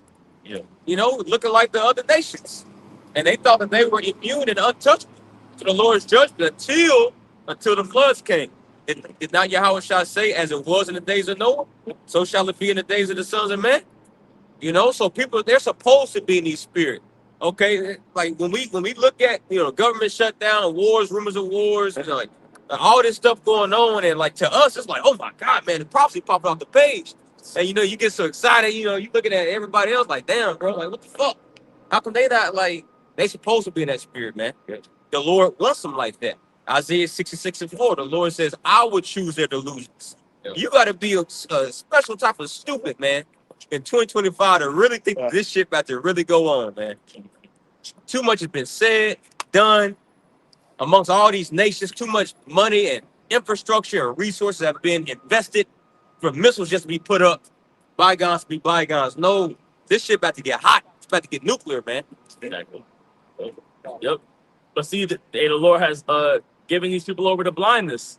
They haven't, and here it is. We trying to shine the light. You know, we trying to shine the light. Even with that light, if you wake up early in the morning and that light come on too quick, you still can't see. You know, it's a minute where that light hits you, but you still like you blinded in a way. It's just by not darkness, still blinded by light. Or just as when Moses came from down on the mount, you know, and they had to put that veil upon them. You know. It's in that same way, that veil is upon their hearts. They can't receive this glorious light that we giving out. Hey, Paul was blinded by Yahweh Shah's light. Acts 9 chapter. Yep. So yeah, light is also blinding. It gives light, but it also helps you see, but it also blinds you, man. If you can't adjust to it. Right. You know? That's why, like, bro, the eyeball itself, like when you look at the retina, the pupil, all the intricate, you know, facets and mechanisms that makes up the human eyeball, that right there proves that Esau's so-called theory of evolution, that shit's it's a farce, man. Yeah. Bro, the eye is so sophisticated, bro. Yeah. But we say all that to say, like, your eye has to adjust to light. And scripture says that the eyes of a wise man are in his head. So when you listen to this truth, when you come into encounter with the light, you have to adjust to it. But ultimately, the Lord's Spirit has to be upon you to adjust to it. Right. You know? Yep. I got something that I not want to bring out. This 2 Peter 3:3 through 4. Knowing this verse, that there shall come in the last days scoffers, walking after their own lusts. Right. Scoffers. You know, somebody that mocks, somebody that, you know, is an unbeliever. See, but this is gonna happen in the last days. So unwittingly, these people are fulfilling prophecy when they make their skits, when they go around the earth talking about the Hebrew Israelites. They drive down the street and they mock. They blast their horn or they rev their engine and attempt to throw us off. Well, though unwittingly, they're mocking themselves and marking themselves for judgment. Yeah. But at the same time, fulfilling prophecy. And when you get that Greek word, Slakia, you get that Greek word for scoffers there. Yeah, it goes mockers. Yeah, it goes into, like, you know, these niggas just walking down the street mocking and scoffing. Yep. But when you get a little deeper, it says false teachers. Yep. Those are the ultimate mockers and scoffers. Yeah. You know, saying that Apostle Paul, he's an apostle that teaches idolatry. Bro, you're a fucking scoffer, bro. Yeah. You're trolling. And just to retouch on you know, that whole look, because that's the hot topic. You know, Drewski's a little big. Yeah. You know, and we know it's he's dressed up as an IUIC member. They're dressed up as IUIC members. You know, nevertheless, you know, we know Jake watches, we know Jake listens, man. You know, you would think it comes into a nigga's mind, okay, especially here. What we teach here at Great Millstone, like our apostles and elders uphold, man, we teach 100% truth here, man. You would think, regardless of how much fucking money you got, it don't matter. But if you listen to a Great Millstone, you will hear what we saying. You would think in a nigga's mind, like, all right, yeah, I might not want to make no video on that. You know, that's you know, the Lord. I see how actually hearing how the Lord is, and I go in my Bible and it's saying the same thing. The Lord ain't nothing to be fucking played with. You know, you would think it coming to a nigga mind not to play with the Lord, man. You know, but obviously not. So like brother's been saying, if that nigga have a heart attack, it is what it is, man. You know, at the end of the day, the Lord gonna judge Jake regardless, man. How many fucking zeros they got in their bank account? Okay, because if you ain't getting down with this truth, if you ain't getting down with the Lord, then the Lord ain't looking at you, man. You know, The Lord is the Lord. Yahweh Shah is coming back to completely look over 2/3 of his people, man. All right, they're gonna be treated like heathen. They're gonna be judged like the heathen. They're gonna be judged according to the law. All right, because they don't have the blood of Yahweh Shah covering them, man.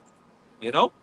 And when you strictly about the word, though, you know that's all that they could do. Because the scriptures say that the Lord said that He would give us a mouth that they couldn't gainsay. You know, so all you could do is have those attacks, those frivolous attacks. Like you like level 100 in a game, and then a level 2 enemy try to shoot a bow at you, and it's just bouncing off your armor, and it barely do something. That's how the Lord got it. So they can only have these ad hominem attacks. They can only attack us by names, calling us certain things. Whether that be a rapist or superhero. What they be saying, like a Power Ranger. They be trying to just attack us that way because they can't come up against the word. Yeah. And that's what females do when they lose an argument. Exactly.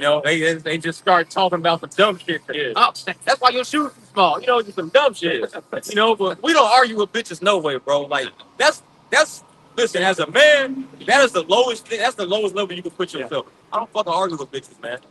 It ain't no back and forth, bro. Yeah. But we just say all that to say, that's the energy Jake moving in. Like some fucking women. That's how you know you losing a fucking argument. Yeah. Like, okay, you want to deal as a man, hey, let's chop it up with men as men. Let's go toe to toe with information, with wisdom, knowledge, which we're not gonna do that with scoffing, but we're just saying, if you're a man, you would deal intellectually, not in your emotions like a bitch, man. Yeah. You don't argue with women and children, man. And if we are the elect, well, a lot of these niggas walking around, they're our children, Yeah, man. See, me. This is me speaking. When a woman likes to say, Eve asked me about, another woman. Bro, I just laugh and I deflect, and I don't answer that shit, bro.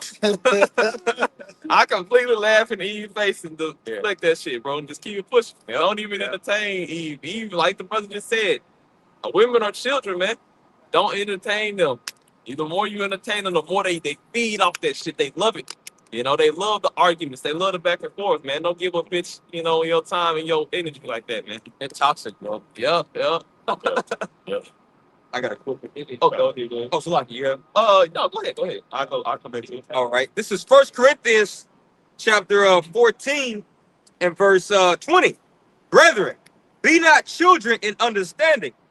Howbeit in malice be ye children, but in understanding be men. Right. Be not children and understand.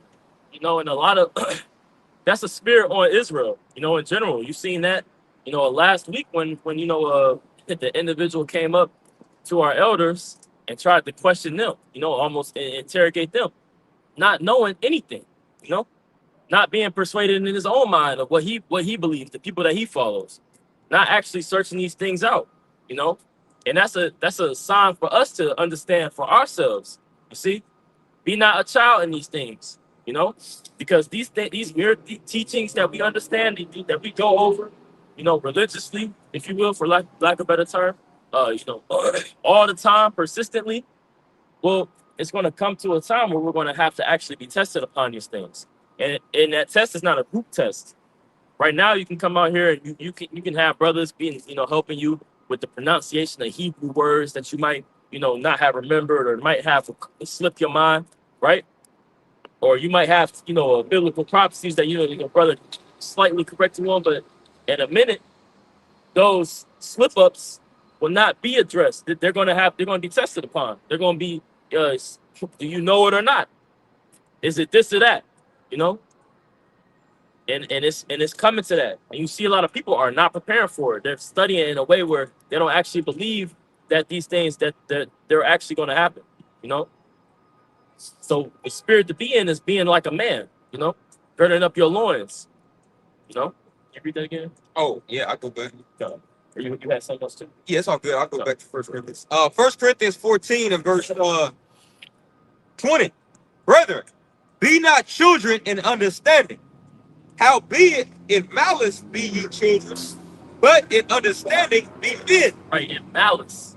Malice is like evil, and it's something in a way where you're trying to be crafty on the left hand side, trying to look for an opening, you know, to do some wickedness, and that be children, you know, because children naturally they're giving, they're you know they're righteous in a way, you know, and they don't want to hurt nobody. You act like you know a child hurts you, give them a handshake and act like they you know hurt your hand, they'll instantly stop, naturally, you know, just because they look not to harm nobody. They're usually caring. If you know, little kid want to you know hug your leg. You know, you don't even know this you know little kid. That's how the scriptures tell you to be. You know, naturally be inclined to do righteousness, to be giving. You know, yeah, forgiving. You see, um, but to be a man in the things that you understand. So that's the balance of how we got to walk in this thing. You know, you gonna say something? I got a precept. No. This is 1 Corinthians 13 and 11. When I was a child, I spake as a child. I understand as a child. I thought as a child. But when I became a man, I put away childish things. You know, that's the time you're coming into. You know, you learn, you grow in the spiritual milk. You get that meat. You know, like you said, you'll be tested. You know, individually. Yep. And that was always a thing within our culture. As you go through certain ages, right, you would be tested upon, you know, are you ready for this or that? Are you ready for a blessing? You know, especially if you had two sons. Well, that doesn't mean that the oldest son instantly gets the blessing. They have to see, you know, go through certain rites to see if one was ready or not. You know. Ephesians 4 and 14 in the NLT. Then it says, then we will no longer be immature like children. We won't be tossed and blown about by every wind of new teaching. We will not be influenced when people try to trick us with lies. So clever they sound like the truth. Yeah. Can you read that again? Yep.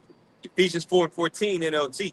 Then we will no longer be immature like children. Yeah. See, when you rooted and founded upon the things you was taught, the basics, you're not gonna be immature. It's gonna be a certain way that you walk. You know, wisdom. As scripture say, wisdom changes. You know, your appearance, your features, the way you walk, the way you act. You know, reflecting. It's an inward change because the things you know are in your mind, but then there's an outward way to act. You know, a conduct that comes with it. Got it. God. It says, then we will no longer be immature like children. We won't be tossed and blown about by every wind of new teaching. Yeah, tossed and turned, man. Everything, you know, you tell a child, you know what I'm saying, like some folly, and they'll believe it. They'll be like, oh, I thought it was like this. Really? It's like that? You know, like, hey, a lot of people that's not situated in what they believe, they're not affirmed in what they believe. They're gonna be moved in every way. So when these AI videos come out and people's deceived, you know, of this new teaching or that new teaching or this new argument against a particular scripture or this new argument against, you know, a teaching, you know, one precept, they change their whole perspective, you know. But we supposed to be rooted in these things, you know, firm. You can't have these things firm in your mind, you know. Damn. Your house got to be built. Hey, Jay be like, damn, maybe the lake of fire is really the river of fire. Yeah, It's like, bro, that's a new teacher, bro. Ain't nobody ever like. yeah, But you see a whole slew of Israelites believe that shit, man. yeah. Because they're children, bro. They really don't know what this truth is about, man. Mhm. You know, these Johnny come lately, bro. We're in 2025, all this shit going on, and you think that the Lord he dealing with you on a higher level than Paul, and he just give you all this information. You know what I mean? And now you come to the conclusion it's really a river of fire. I know, bro. Grow up, man. Hey, yeah.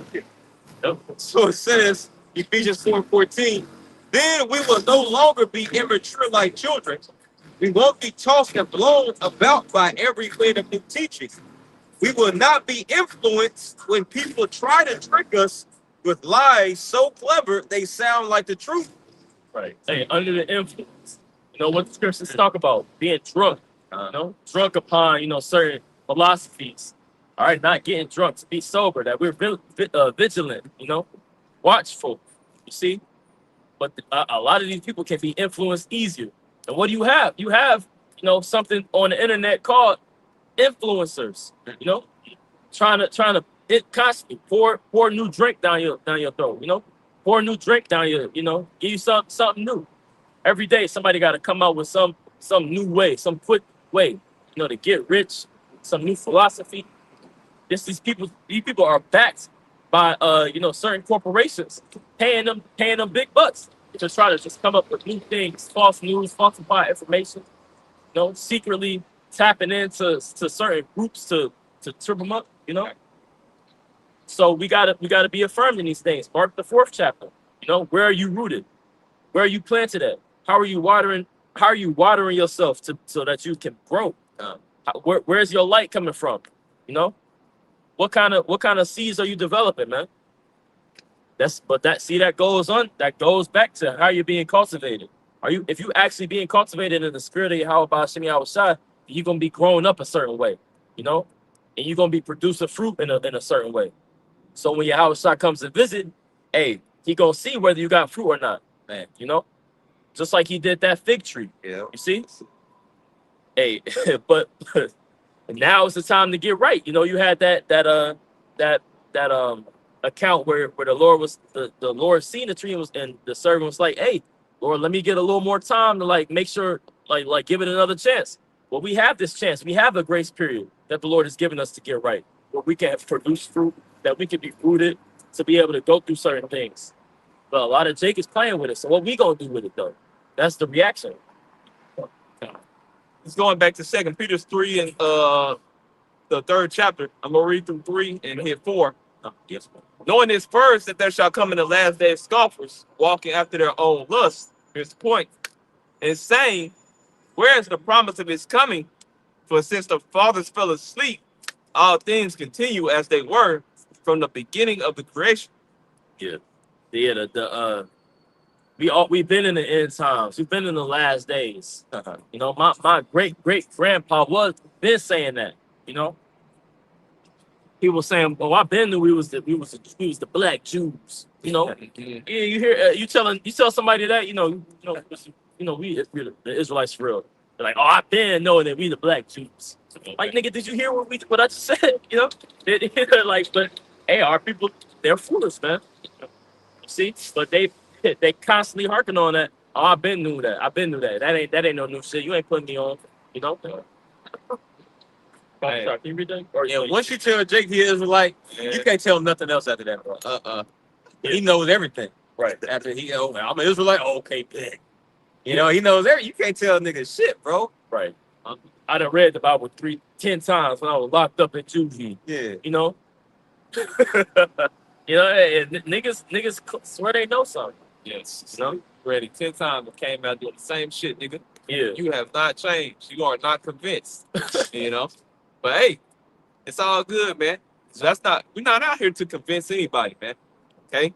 We are here to bring out this word for 1/3 of the nation of Israel, to condemn 2/3 in the heathen, man. All right? And ultimately to push Yahweh Shah's word, because we was commanded to do so. Okay? You want to reread it again, right? Kind of, I got you. Because our people are they're preset on going backwards, man.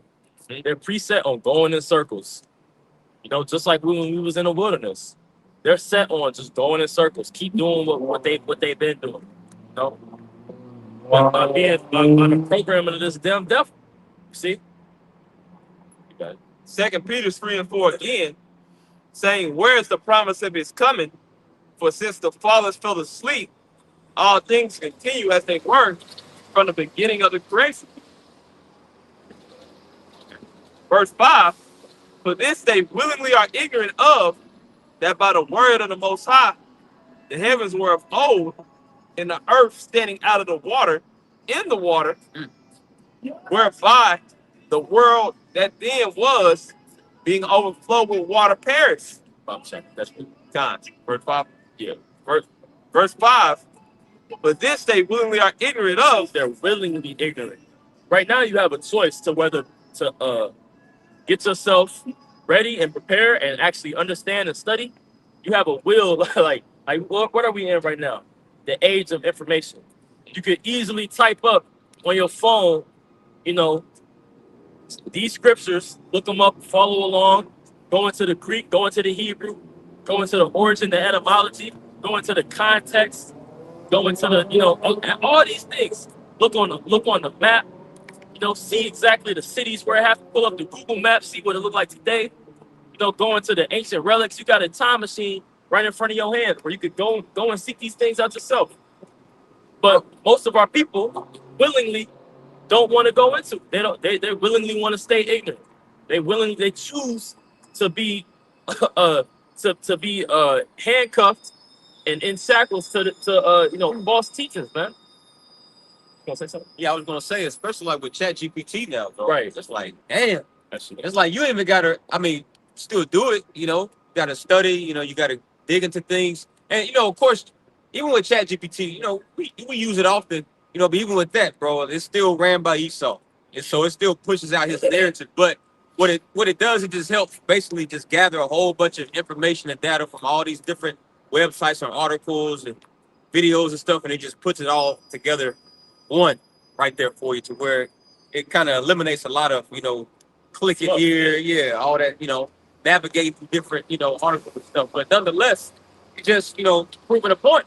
You just spoke about how we're in the age of information. So if you don't know something now, and you got, first and foremost, the prophets out here on the highways and byways, like literally, the Lord has his men strategically and conveniently located, in every major city, and then you got the internet.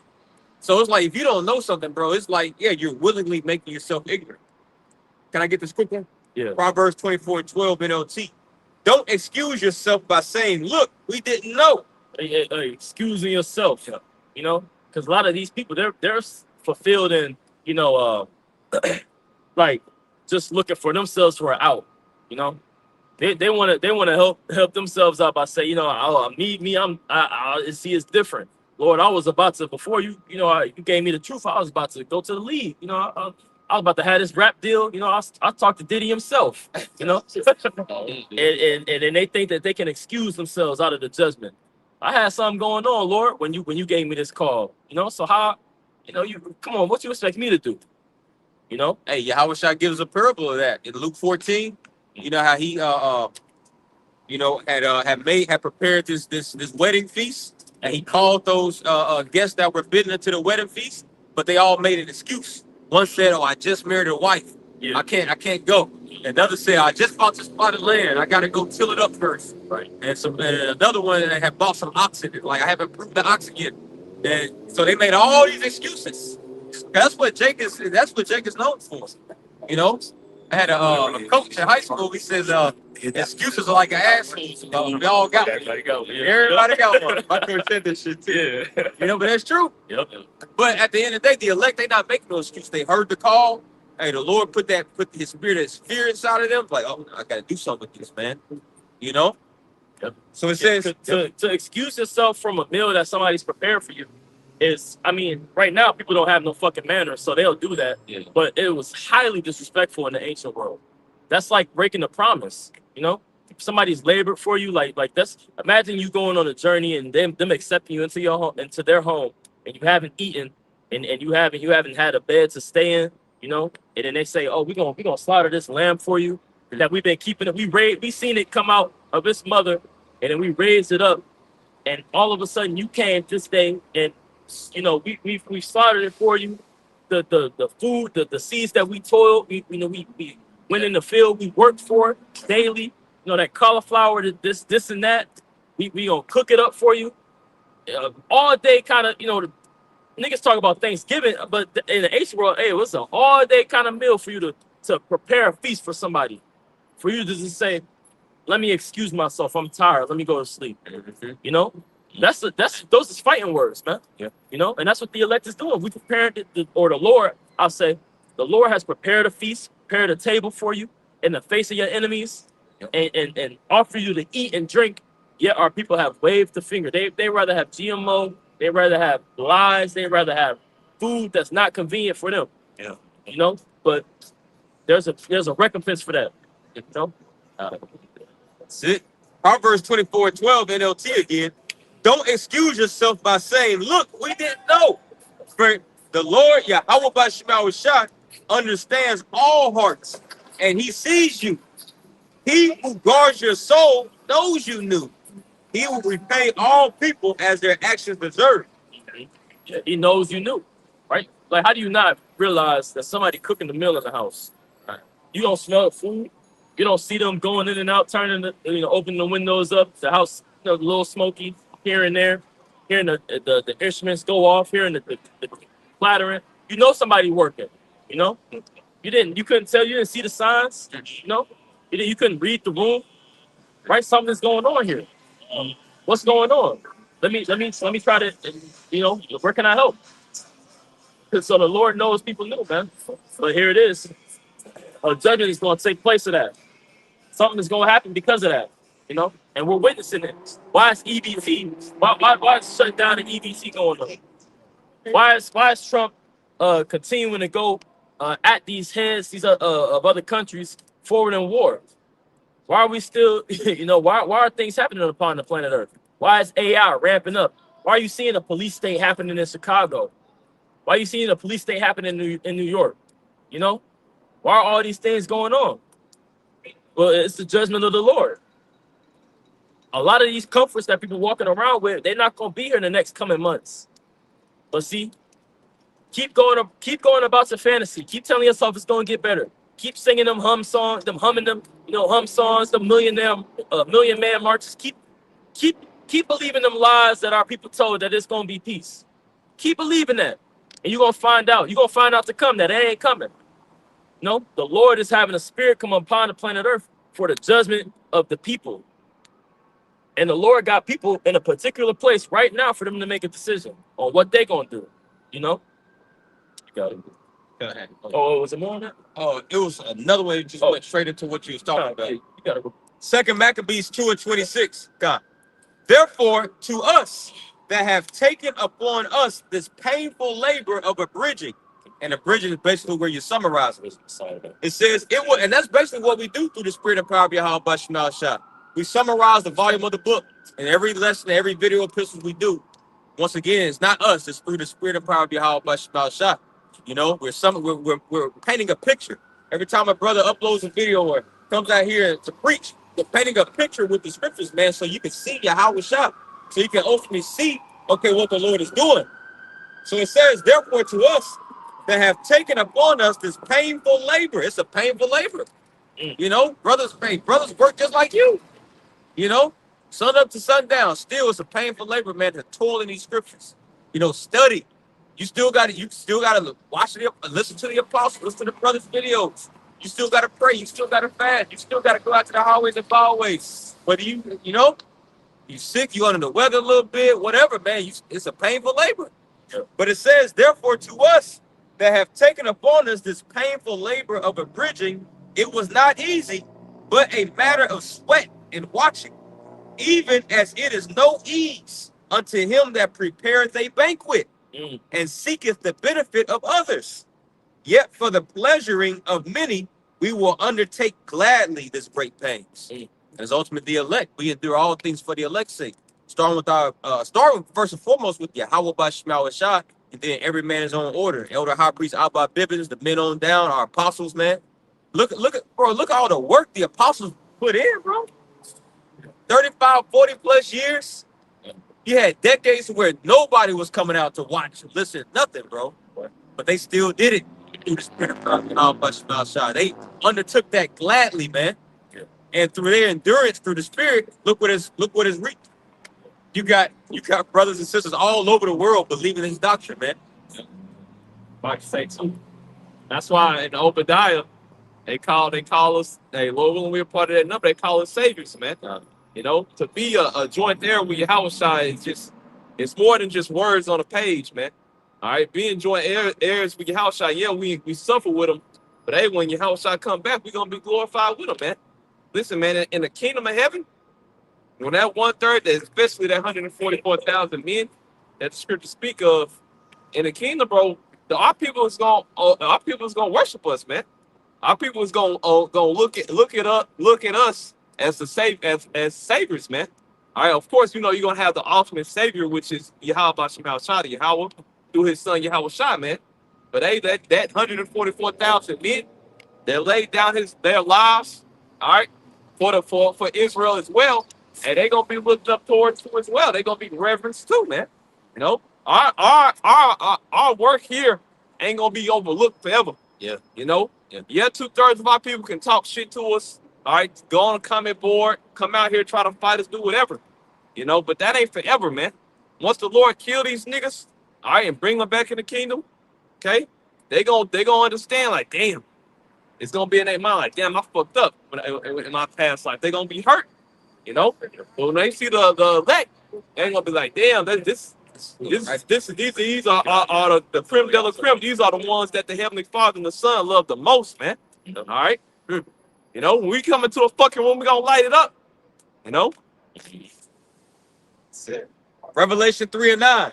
Behold, I will make them of the synagogue of Satan, which say they are Jews and are not, but do lie. Now, we often bring this out, you know, about the small hatters, but specifically and contextually speaking, this is really talking about Jake. Yeah.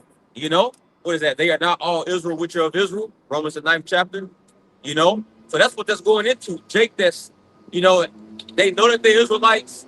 They, you know, they act as if they're worshipers of Yahweh Shah, but really they're not. It says, behold, I will make them of the synagogue of Satan, which say they are Jews and are not, but do lie. Behold, I will make them to come and worship before thy feet, and to know that I have loved thee. So they're going to acknowledge the leadership. Yep. They're going to know, like, damn, man, you're the fathers of our nation. You know, all these scoffers, like, bro, a lot of them, bro. Hey, the men that they scoffing, bro, you scoffing at your daddy. You scoffing at your fathers, bro. In the kingdom, like, dang, Salakia Abba, like, you know, gonna be a lot of Salakias. Yeah, a lot of like, yeah, nah, for real. Yeah. But see, that's a part of that ignorance, though. Yeah. See, Jake don't understand, you know, the reward for the labor. Like a lot of individuals don't understand, like, that this thing is nothing to be played with. Yeah, they might talk about certain judgments. They might talk about certain things that they'll receive. You know, it's always when you talk to Jake about what they want, it's always just, you know, multiple women. I just want to add two. I want to have 2 wives, and I don't want to be on child support no more. You know, that's all Jake can think about. You know, really the reward. You know what I'm saying? Yeah. They don't think about, you know, having access to certain planets, certain solar systems. You know, having a, you know, rule over certain species of animals, new creatures. You know, having the control over, you know, ports and you know, airways, servants. You know, land, having control of architecture. You know, colors, the color spectrum, you know, all that matter, controlling shape, you know, being able to control anything your heart's desire, man, anything the Lord give us. That's the, you know, that's the limit upon what people think this reward is about. But see, what was clear in the understanding of the parable that our Lord gave us, that being, you know, that the workers for the penny, those that are assured and while they're working will know the penny that they will receive. You know, they will know the reward that they will receive. That's a you know, the common thing. Even the reward of seeing our enemies fall. Yeah. You know, that's a reward in itself. Absolutely. You know? So, but see, Jake don't consider these things. That's why the Lord said, if we read in the 2 Peter 3rd chapter, how they're ignorant to that fact. You know? They're ignorant to that fact. That's a part of being ignorant, you know? I want to get this word because I mentioned and I said that, you know, in the kingdom, if we are part of that number, we'll be worshipped by, you know, the rest of the nation of Israel, man. But, you know, when we say certain things, we want to back it up because we don't want someone that's new or a scoffer to get mixed up when we say certain things. So this is Strong H 7812. This is the word worship. The Hebrew word is shaka. It's it means to prostrate oneself in homage to royalty, or to crouch down, to humbly beseech, to reverence, all right, to bow down, prostrate oneself before superior in homage. Okay, so that 1/3, which is and then what's the top of that one? That 144,000 is the top of that 1/3, man. So we're going to be those superiors of the nation of Israel. Yeah. 2/3 of our people, they're going to pay homage to us, man. They're gonna reverence the work that we put in on this side, man. You know, as the scripture say in what's that? Is that Hebrews 6 about our treasures being stored in heaven? Or is that Matthew 6? Matthew 6. You know, Matthew 6 says that about our treasures being stored up in heaven. This is a part of that, man. Okay, where moth and robber can't come and corrupt or steal from it, man. So that's gonna be amplified in the kingdom of heaven. It's gonna be showed in the kingdom, man. You know, so that's what we were waiting on. Yeah, and it's under the umbrella of Yahweh Bashim Haushai in his reference. You know, that's but see with that comes association, man. You know, that's another form of praise. Like you name drop certain individuals, like who Yeah. or somebody come to you in the party, you're like who you know here. That's almost like damn, like what I look out of place, Yeah. you know. But see, we gonna all know Yahweh. We ain't gonna have the ability to say who you know here. We all gonna be joint in that. But see, the 2/3 they ain't gonna have the ability to say that. Yeah, everybody ain't gonna have. Oh, that's one of your house shots, man. Yeah, That's not gonna be given. That's not gonna be given to everyone. I got precepts just to line up with that. Revelation 3:9. Mhm. This is Isaiah 60. I'm going to read verses 14 and 15 in the NLT. It says, the descendants of your tormentors will come and bow before you. Those who were despised you will kiss your feet. They will call you the city of the Lord, Yahweh, and Zion of the Holy One of Israel. Yep, and that's really talking about the heathen. Of course, because they're gonna come and worship and kiss our feet. But that extends. It's not gonna be so much so where the nation of Israel kisses our feet. Right. But they will be. The scriptures do say that they'll wake up to shame and everlasting contempt. Which it won't be forever, but they'll have a certain level of shame when it comes to coming amongst the elect. Especially those that dealt with us, specifically. But the whole earth will be shame. Yeah. If I can add, it's going to, as it relates to the nation of Israel, what's going to be like that movie Coming to America. Yeah. Y'all remember when Hakeem, he was at the basketball game and he took that break, he had to go to the restroom, and the other citizen of Zamuna was in the restroom, and he saw Hakeem, he said, I cannot believe it. Yeah. He's got his, it is true. It is true. That's how it's going to be as it relates to the governing body of the nation of Israel and the rest of Jake, man. And I cannot believe it. You pop up, you know what I mean? Like, that's how it's going to be. So that's what worship is going into. Basically, paying obeisance unto, bowing down, like showing a high level of great respect, which that's really according to the law. I had that right here, Exodus 22 and 28 in the NLT. You must not dishonor the Most High or curse any of your rulers. Well, really, that what, see, NLT, see, this is one of those verses NLT goes off on. It says you must not dishonor, it says, God with the capital G, but according to the law is, lowercase g, which we know is no lowercase in the Hebrew, but it's God, it's an Alahaya, which goes into princes, judges, divine ones, going into your priests, your kings, your noblemen, basically the upper echelons of your people, the gods, right? And I'm going to read in the KJV. Thou shalt not revile the gods, nor curse the ruler of thy people. So the governing body of our people, you're supposed to treat them with a high level of respect. That's why King David moved the way he did with amongst, King Saul. Even though King Saul had demons on him, King David kept the law. Yes. He never dishonored, or broke his integrity as it relates to, Saul, because he understood, hey, the Most High ordained this man to be above me. And the Lord loves a man that can honor, that chain of command, bro. So, but that's how it's going to be in the kingdom of heaven. I cannot believe it. Yep. It is true. Because we got the victory, man. Partakers in that blessing that Yahweh got. Can you go back to that Sirach 10? Yeah. Yeah, you did. Hold that to Right. Come. It's if you want to start particularly anywhere, because I know we left off on 14, 15. Yeah, let's go to verse 16. Okay. This is Sirach chapter 10 and verse 16.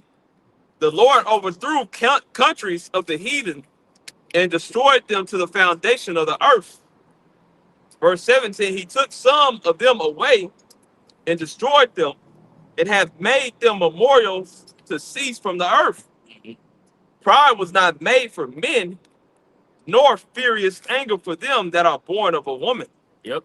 So that pride will be taken out the earth too.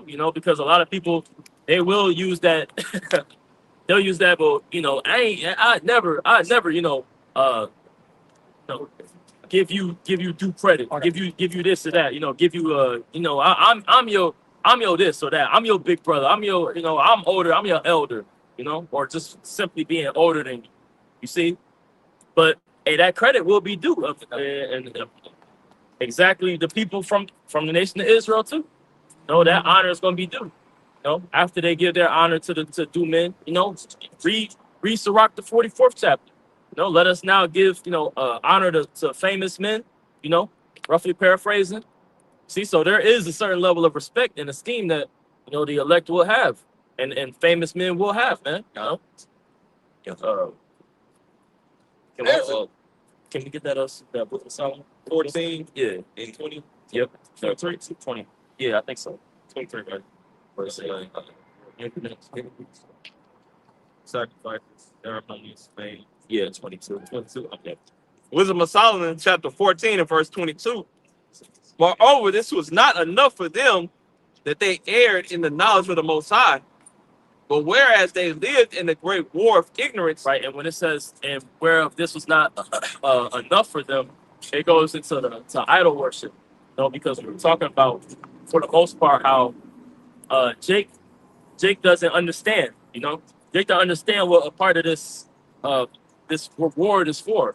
You know, they don't understand the judgment of the Lord, which, well, judgment goes two ways, right? You got judgment that comes in the form of a reward, that being, you know, something that's added to you, and you have judgment that comes in the form of something being taken away, whether it be, you know, the highest form of that being your life, or maybe it might be, you know, your children, food, right? Or it might be in the you know, certain riches that be taken away from you. You see, but our people are ignorant to this fact. You know, the people of the earth are ignorant to this fact, and they do that by, you know, taking heed unto these idols. But see, they don't understand judgment. You know, that's why we read in 2 Peter the 3rd chapter how they love the you know, they love ignorance, man. You know, oh, we always been in the last days. We always been this or that. Or I knew quote unquote Jesus was black.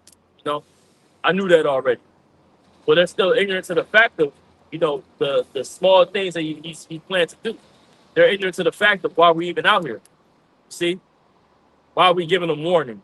Oh, I knew y'all. I hear y'all giving the fear of the Lord, but what that's going to do for me? Well, they're still ignorant to that fact. You know. verse 23. For while they slew their children and sacrificed. Sorry, we gotta- Okay, 22. Yep. Verse 22. Moreover, this was not enough for them that they erred in the knowledge of the Most High, but whereas they lived in the great war of ignorance, those so great plagues called they peace. Yeah, those great plagues, they called it peace. And we see that happening now. You know, oh man, you know what? We still waiting for it to go back to normal. You know, this new normal. We still waiting for America, quote unquote, you know, America to be made, quote unquote, great again.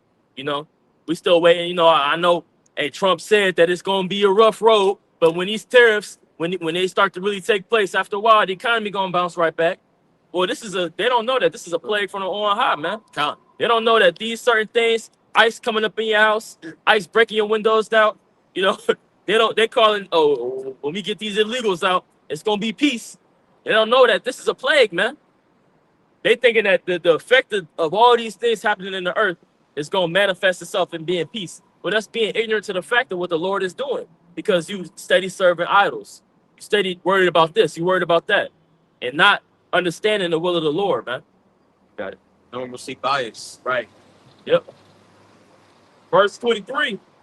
For whilst they slew their children in sacrifices, or used secret ceremonies, or made revelings of strange rites. And all those things are back here today, still happening, man. Yep. You know, these little human deletion centers and all of Jake's neighborhoods, man. You know, slaying your children, man, in sacrifices. You know, or taking your baby to go get a christened, you know, at fucking church. And you offering your newborn up to another god, man. You know. Yeah. So these things are still happening. That's why the wrath of Yahweh Shema Shah came upon those Canaanites. And the biggest Canaanites upon the earth today in the spirit is Jake. Yep. Yeah. I think that's it might be Ezekiel 16. You know. Yeah. The scriptures say, you know, Israel has done more than their previous you know, in Sodom and Gomorrah. They've done more than their forefathers. They are of their mother, some pretty much, the Canaanites, man. They're following after those ways, still serving those gods, man. Even the idea of calling yourself black, you know, that right there is, you sacrificing parts of your culture to assimilate to this society, man. Yeah, cause that, hey, the Lord really hates those Canaanites too. Yeah, of course we know he hates Esau. That's like the most hated nation. But in the kingdom of heaven, after Esau is eliminated, the nation that's next up to be the base of the base is Canaan. It speaks about that in the book of Zechariah, the 14th chapter. There should be no Canaanite in the house of Yahweh Shah. The Lord hates those nasty motherfuckers, man. Like, look at them today, bathing in cow piss and all that weird shit, eating cow doo-doo, Man, you know? and tripping. It's wild, bro. I always ask you too. Cannibals. Yeah, Yeah. cannibals. A big ass plate and they live. Why you got a plate for your mouth? It makes sense, man. Verse 23, they kept neither lives nor marriages any longer undefiled, but either one slew another treacherously or grieved him by adultery. Yep. And that's the state that the people are in right now, man. They just doing whatever. But they're serving these other guys, going about these certain rights and these ways, and little do they know they're submitting themselves into Satan, man. But yeah, that's pretty much it. Okay. You can read Jeremiah 22, because I know we didn't get to that, but okay. For the brother breakdown. Jeremiah 22, what we started? Degenerate plant. I think it might be 33. Oh, Or no, Jeremiah 2. I'm sorry. oh no, I you, might say 22. you keep reading. I got you.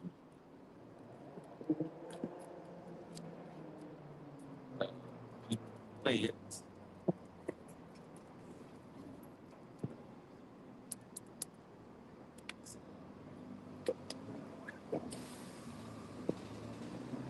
Second. But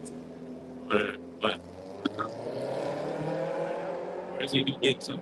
I don't know. You want to look at that? Should be good. Yeah, oh, you looking for it? Let's just get that.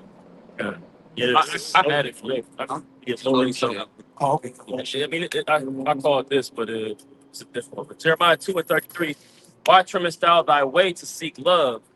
Therefore hast thou also taught the wicked one thy ways. Yep. You done? No, you. Done. I mean, that's the state. That's the state of our people. That's where our people are at, man. All right, our people want to be loved by everybody else. You know what I mean? And that's why they're gonna turn on us. Jake is gonna persecute us because they're basically Edomites in the spirit. Our people are Edomites in the spirit, and whatever other abominable fucking heathen nation, man. Like the Canaanites, like the brother mentioned, man. All right, our people aren't actually concerned with righteousness. They're not concerned with faith. All right, being loyal, kissing the son. All our people are concerned with is carnality, right? And really being the goddamn victim, man. Our people love victimhood, And anybody that tries to challenge our people, anybody who tries to shake Jake out of that victimhood, you're an enemy. That was this is 2 Ezra chapter 9 and verse 1. It says, he answered me then and said, measure thou the time diligently in itself, and when thou seest part of the signs past, which I have told thee before, then shalt thou understand that is that very same time wherein the highest will begin to visit the world which he made. Yep. And we'll read that again, man. Because that scripture is important, man. All right, measuring the times, situational awareness, understand what's going on in the world. All right, that's a key trait. All right, of a man of the Lord, knowing what the hell is going on. Okay, and like you look at a clock, it's always changing. All right, or you play sports, you're looking at the shot clock, play clock. It's always changing. Every time you look up, there's less time on the clock, which means what? There's a sense of urgency in this thing. You shouldn't come into this thing and think that you just got forever, because we don't. Because we don't. You know, we have very little time, man, and the Lord is speeding up the time. You know, as the scriptures say, you know, the Lord would speed up the days, man. All right, and that makes me actually. We'll read that again. Can you also grab? I want to say Sirach 5. Start from the top. You got it all. Got 2nd Ezra chapter 9 and verse 1. Starting at verse 1, it says, He answered me then and said, Measure thou the time diligently in itself, and when thou seest part of the signs past, which I have told thee before, then shalt thou understand that it is that the very same time wherein the highest will begin to visit the world which he made. Yep. So not only are you supposed to be measuring the times, but can you read that where it said a part? Right? Read that part real quick. God, it says, when thou seest part of the signs past. Right, part of the signs past, man. All right, so yeah, we got an overall understanding, but you're supposed to understand, you know, how much is past, you know? And you only will be able to do that if you correctly breaking down the scriptures, correctly identifying prophecies, you know? Like we read Revelation 13 and 16, that's a future prophecy that's getting ready to be fulfilled. That has not been fulfilled yet. All right, but you read other prophecies and they have been fulfilled. You know, like when you measuring something, you get a ruler, right? You measure a stick, right? That stick is going to take up a certain part of the ruler, man. And then what? You have the remainder. You know, so that's what the scriptures are. The scripture is a measuring stick. It's a tool. You know, and this thing is like they say about boxing. It's a sweet science. These scriptures are a sweet science, man. How about that? Hey, if I can say, because they got in the trade world where they say they got a saying where it's measured twice, some once. You know, so like you got a limited amount of material, and if you make the wrong measurement and you need to cut it or you need more material at the end of the job, well, it does what? It costs you more money, or it might come out of your check. You know? And you got a certain range that you want to be in to be profitable. So like you building a house, so you got to measure twice and cut once because it's only a certain amount of things that you have in time. Deadlines too, you know, because you mess up, if you got to run to go get more material, whatever, it costs you time. So you can't get back. Yep, that's the parable of the virgins right there. Yeah. You know, that trimmed their lamps, that were ready to go, that measured the times, that knew that they were going to need oil for a certain amount of time, a certain journey. Right. You know, so that's the spirit that we looking to come in, man. Can I get a quick one? Come. 2 Timothy 2 and 15. Study to show thyself approved unto Yahweh Shema Shah, a workman that needeth not to be ashamed, but rightly dividing, cutting the word of truth. When you get that word or the phrase rightly dividing, Strong's G 3718, orthotomio, it says to cut straight, Yep. to proceed on straight paths, to hold a straight course, equivalent to doing right, to make straight and smooth, to handle aright, to teach the truth directly and correctly. Yep. That's it, man. Like we read, like the scripture. That's what the scriptures are, a measuring stick. You know, when you measure something, it has to be level, right? It has to be, you know, can't be slanted. You know, are you mounting a TV? You know, you got to make sure it's even, man. It's got to be straight. The same thing with this truth, man. God. 2nd Ezra chapter 9, and we're in verse 3. It says, Therefore when there shall be seen earthquakes and uproars of the people in the world, then shalt thou well understand that the Most High spake and those things from the days that were before thee, even from the beginning. Yep, and we've seen earthquakes. We've seen earthquakes. We've seen riots on this side of the world, the other side of the world. All right. Uproars of the people. All right. And that's all signs of the end. All right, and everybody's in uproar because everybody's miserable. Everybody's oppressed. You know, Proverbs 29:2. You know, we can get that. You got it. Okay, Con. We can start. We read verse 1. Yes. This is Second Ezra chapter 9, verse 1. He answered me then and said, measure thou the time diligently in itself. Yeah. And when thou seest part of the signs pass, which I have told thee before, then shalt thou understand that it is the very same time wherein the highest will begin to visit the world which he made. Right. It said, then shalt thou understand. And that's a key right there. Can we grab Proverbs 3 and 5 to go with that? All right, because that shows you right there the understanding that we're concerned about is the understanding of prophecy. All right, because the understanding of prophecy is the understanding of Yahweh Shah. Revelation 19, man. The testimony of our Lord is the spirit of prophecy. We're not concerned about understanding all this carnal shit, all this worldly shit. You know, how to do this and how to do that. You know, it's good to be knowledgeable. You know, but it's important to understand the times. You got it right. This is Proverbs 3 and 5. Trust in the Lord with all thine heart and lean not to thine own understanding. Maybe that wasn't the one I was looking for, but that's good. You read verse 5 again? This is Proverbs chapter 3, verse 5. It says, trust in the Lord with all thine heart and lean not unto thine own understanding. Right. Lean not to thine own understanding. We ain't leaning on our own understanding.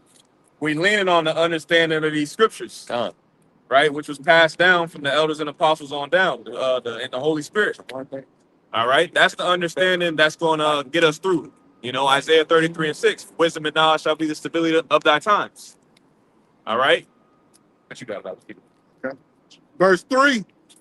Therefore, when there shall be seen earthquakes and uproars of the people in the world, then shalt thou well understand that the Most High spake of those things from the days that were before thee. Yep, then shalt thou well understand. All right, so it's building off that. The understanding is going to increase. All right, that's what is it? Proverbs 4 and 23. I want to say. Let's see what that says real quick. We'll hold right there. 4 and 20. Nah, not that one. Verse 18, Bob Kasha. This is Proverbs 4, verse 18. But the path of the just is as the shining light. Right, the path of the just is as a shining light. You know, and the path that we're on is the path that Yahweh Bashim Al-Shah paved out. That's what we're living. You know, we're not living our own path. We're living Yahweh Bashim Al-Shah's path. You know, because free will don't exist. Man. You know, the scriptures say man's goings are of the Lord. Could you read that again, Bob? This is Proverbs chapter 4, verse 18. But the path of the just is as the shining light that shineth more and more unto the perfect day. It shineth more and more unto the perfect day. You know, and that's what's happening through the Spirit. All right, as more prophecies take place, as more things take place in our daily life. All right, in the news, things make more sense. You know, like I always give the analogy of a puzzle. You putting the puzzle together, the puzzle makes more sense at the end than it did at the beginning. All you got at the beginning is the image. You know, and that's what we got. Yahweh Shah, man. Yahweh Shah is the image, and we putting the pieces together as time goes on. You know. Verse 5. For like as all that is made in the world. Can you read verse 4 again, Bible? So like I know I'm slow. Then shalt thou well understand that the Most High spake of those things from the days that were before thee. Yep. Even from the beginning. Yep. Read that verse one more time, Bible Shah. Could you grab Psalm 33 and 6? Right, because the Lord spoke all of this into play. You know, That shows you the magnitude of the power that we serve. All the power that we serve, all he had to do was speak all this into existence, man. And now here we are living it out. You know. Did you have that Psalm 33:6? What is the word? Okay, yeah, about so. This is Psalms 33, verse 6. By the word of the Lord Yahweh, were the heavens made. By the word of the Lord. Okay. All right, and who's the word? All right, Yahweh Shah, man. All right, and when you go into that word in John 1:1, it goes into logos. You know, and when you go into that word logos, there's a lot of things that come up because when you go into the history on that word had a lot of weight in Greek society. You know, like how certain words, like in society today, have a certain amount of weight. You know, that word logos, when you go into it, you know, it was a very heavy word, and he used that word specifically for a reason, to emphasize the importance of Yahweh Shah. All right, could you read that again, folks? This is Psalms 33, verse 6. By the word of the Lord were the heavens made. Yep. And all the host of them by the breath of his mouth. Right. So the host of heavens, all right, everything that we know that we can see and we can't see was created by the word of Yahweh Bashem Yahweh Shah, which is, you know, the Heavenly Father through Yahweh Shah. All right. And then ultimately the Alahayim pursuant to Genesis 1:1. You know. But that was it on that. We go back to verse 4. Shah. Verse 4, 2nd Ezra chapter 9. Then shalt thou well understand that the Most High spake of those things from the days that were before thee, even from the beginning. Yeah. For like as all that is made in the world hath a beginning and an end, and the end is manifest. Yep. Yep. He, Can you read about verse 6 again? Because it says plain beginnings. Yeah, plain. Okay, that was verse 5. Okay, kind. Yeah, you got it. Isaiah 55. for like as all that is made in the world have a beginning and an end, and the end is manifest. Right. The end is manifest, meaning the end is clear. All right. And if it isn't clear to you, that this is the end, we don't know what to tell you, man. All right, just look at all this shit, man. Fruit don't got no seeds in them. Right? You got Gen Z, you got the end of the alphabet. Ain't no letter after Z, man. Got all this goddamn concrete, man. Yeah, Jake thinks it's gonna be Z1, Z2. Here's the thing about concrete. How the fuck do you clean it? They laid all this goddamn concrete, man, and been cleaned fucking once, man. But that's because Babylon was never created to last very long. Babylon was created to be the end of the world and to be the end of Esau's reign, man. Hey, scripture say in Job 14, who can bring a clean thing out of an unclean thing? Yep. It said, no, not one. Not one, man. This place was created to be what it is, which is a shithole, man. Man. You got it, man. 2nd Ezra chapter 6, verse 9. 2nd Ezra chapter 6, verse 9. For Esau is the end of the world, and Jacob is the beginning of it that follow it. That's what we're looking for. That's what we're looking forward to. You know? Yeah. Man. But like if I could say too, like Wisdom of Solomon, the 2nd chapter say, because y'all was talking about how they built these systems and these things like for temporary purposes. It's a scripture that's in Wisdom of Solomon 2. It says they took the flowers, the dandelions, to use it before they be withered. You know, let us use these things before they be withered. You know, showing you that they wanted to.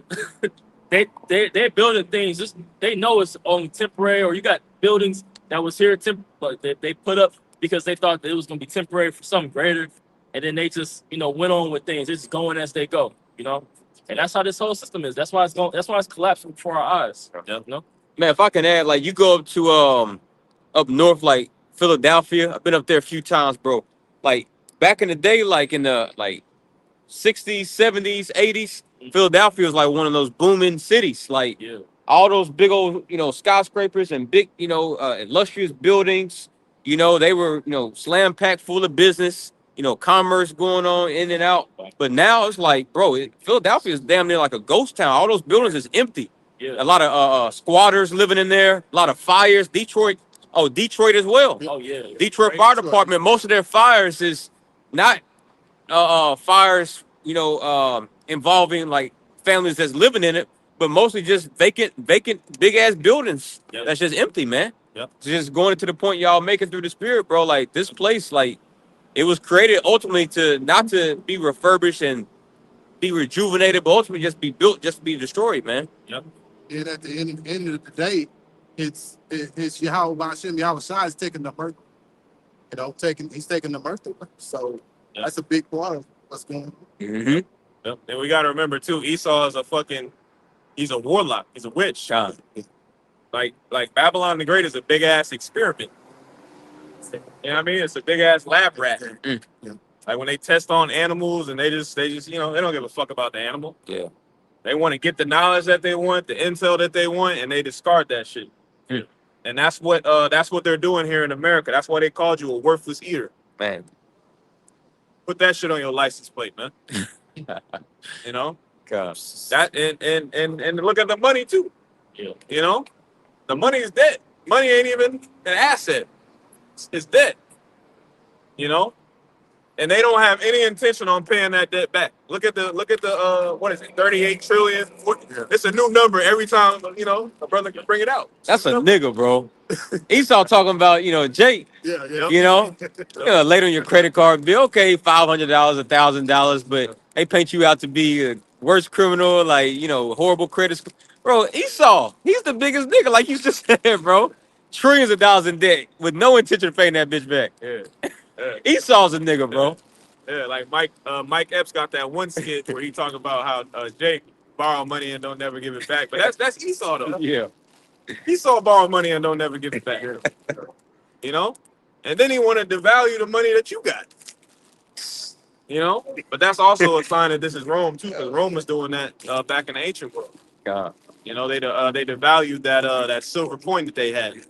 First by 10%, Get the water. and then they just kept going until the wheels fall off. And that's what we see happening here too. Yeah, if I could make a point, since you mentioned that, man, they were doing the same thing that Esau doing with the coin today. Right now they're mixing it with different metals. And what Rome would do was similar to that too, man. Yep. They would shave off I a certain amount from their what was it called? Denarius. Yeah. You know what I'm saying? And they would decrease its value every time along the time of it dealership, man. Yep. That's what Esau is doing today, man. He's mixing nickel and the penny, nickels and pennies and dimes and quarters and all that with different metals, and it's happening the same thing. The same thing as Rome, man. And the devaluation of the currency. Mm-hmm. Yep. Where were we at? What do we have now? We said Got something? Okay, yeah, let's get that real quick. Bubba Show. This is 1 Peter 1, verse 24. For all flesh is as grass. Yep, all flesh is as grass. All right, now when it says flesh, all right, that's pertaining to people. All right, but that really goes for anything carnal, anything physical, because all this shit is going to be destroyed. Everything that we see right now is getting ready to be a heap of ruin and dust. God. And all the glory of man as the flower of grass. Right, and all the glory of man that's attached to it. All right? All the pride and the ego that's tied to all this physical wealth, all this material, all these material possessions. All right, all that's getting ready to be deleted too. Talks about that in Isaiah 2. Starting at like verse 12. We hold that on deck. Right, where it talks about pride being made low. All right, most people's pride is tied to the things that they got in the flesh. All right. Or even better yet, now in 2025, how many goddamn views you get on TikTok? Now you the man. You got a bunch of fucking bots. Because half these shits ain't even real. Yeah. Half the views ain't even, I was watching a clip the other day, man. I should have said in the chat. I might have to do a video on it. And this guy was breaking down how sophisticated the bots are. Like it's not like, you know how sometimes you see bots and it's obviously a bot. You know, like it'd be there's no profile picture, be a weird ass name, and they type some shit that like, you know, just sound like a robot wrote that shit. Yeah. But he was pointing out how he was starting to discover bot pages where the people look like the accounts look very real. Like they had very lengthy profiles, realistic bios, and then not only that, but the people that they included on their profile, you could click on them and they were also bots, but they look real too. Wow. So this internet shit, we're not gonna really know what was even real for real until it's all said and done. Man. Brother rebuking a bot. Wow. It's called. You know, but really those bots is demons. He saw that Yeah, up portals and shit, man. You over here, stress the hell out over a goddamn bot, man. Yeah. That's It's lucky, man. Now that was a great point, bro. You got it, bro. The grass withereth, Mhm. and the flower thereof falleth away. Right, the grass withereth and the flower fadeth away. Can we hold that and grab Ecclesiastes 3 real quick? All right, because grass withers based off the seasons. Sometimes grass grows, and then sometimes grass dies, man. All right, but it's all based upon the seasons. All right, which is really prophecy is a season. It's like seasons. We're in a certain season of prophecy right now. America being broken down and destroyed. These people being broken down and destroyed is a season. Yeah. You know, and when you have a season, you dress accordingly, man. And that's what we doing in the spirit. We putting on these scriptures, man. The spirit of truth, the armor. You know, we'll get that real quick. start verse 1. We start verse 1. We're not gonna get all of it, but just a little bit. To everything, Ecclesiastes chapter 3, and I'll start in verse 1. To everything there is a season, Mm-hmm. a time to every purpose under the heaven. Yep. A time to be born and a time to die. Yep. A time to plant. Right. In America, all right, America was born. You know, like we went to school, we grew up about, 1776, right? The Declaration of Independence, Boston Tea Party, Christopher Columbus, right? America was born, right? It grew up, it separated from England, Great Britain, its parent, right? Mother Britain, because when you go into certain, I sent that in the chat on a couple of Sundays ago, like the scriptures where it talks about the mother that buried, I want to say, was it Jeremiah 50? Yeah. When you look at certain political cartoons from that time period, they called Britain, they called England Mother England. So that's prophecy right there, man. And that links England and Babylon the Great, America. But can we read that again? Ecclesiastes chapter 3 and verse 1. To everything there is a season. Everything.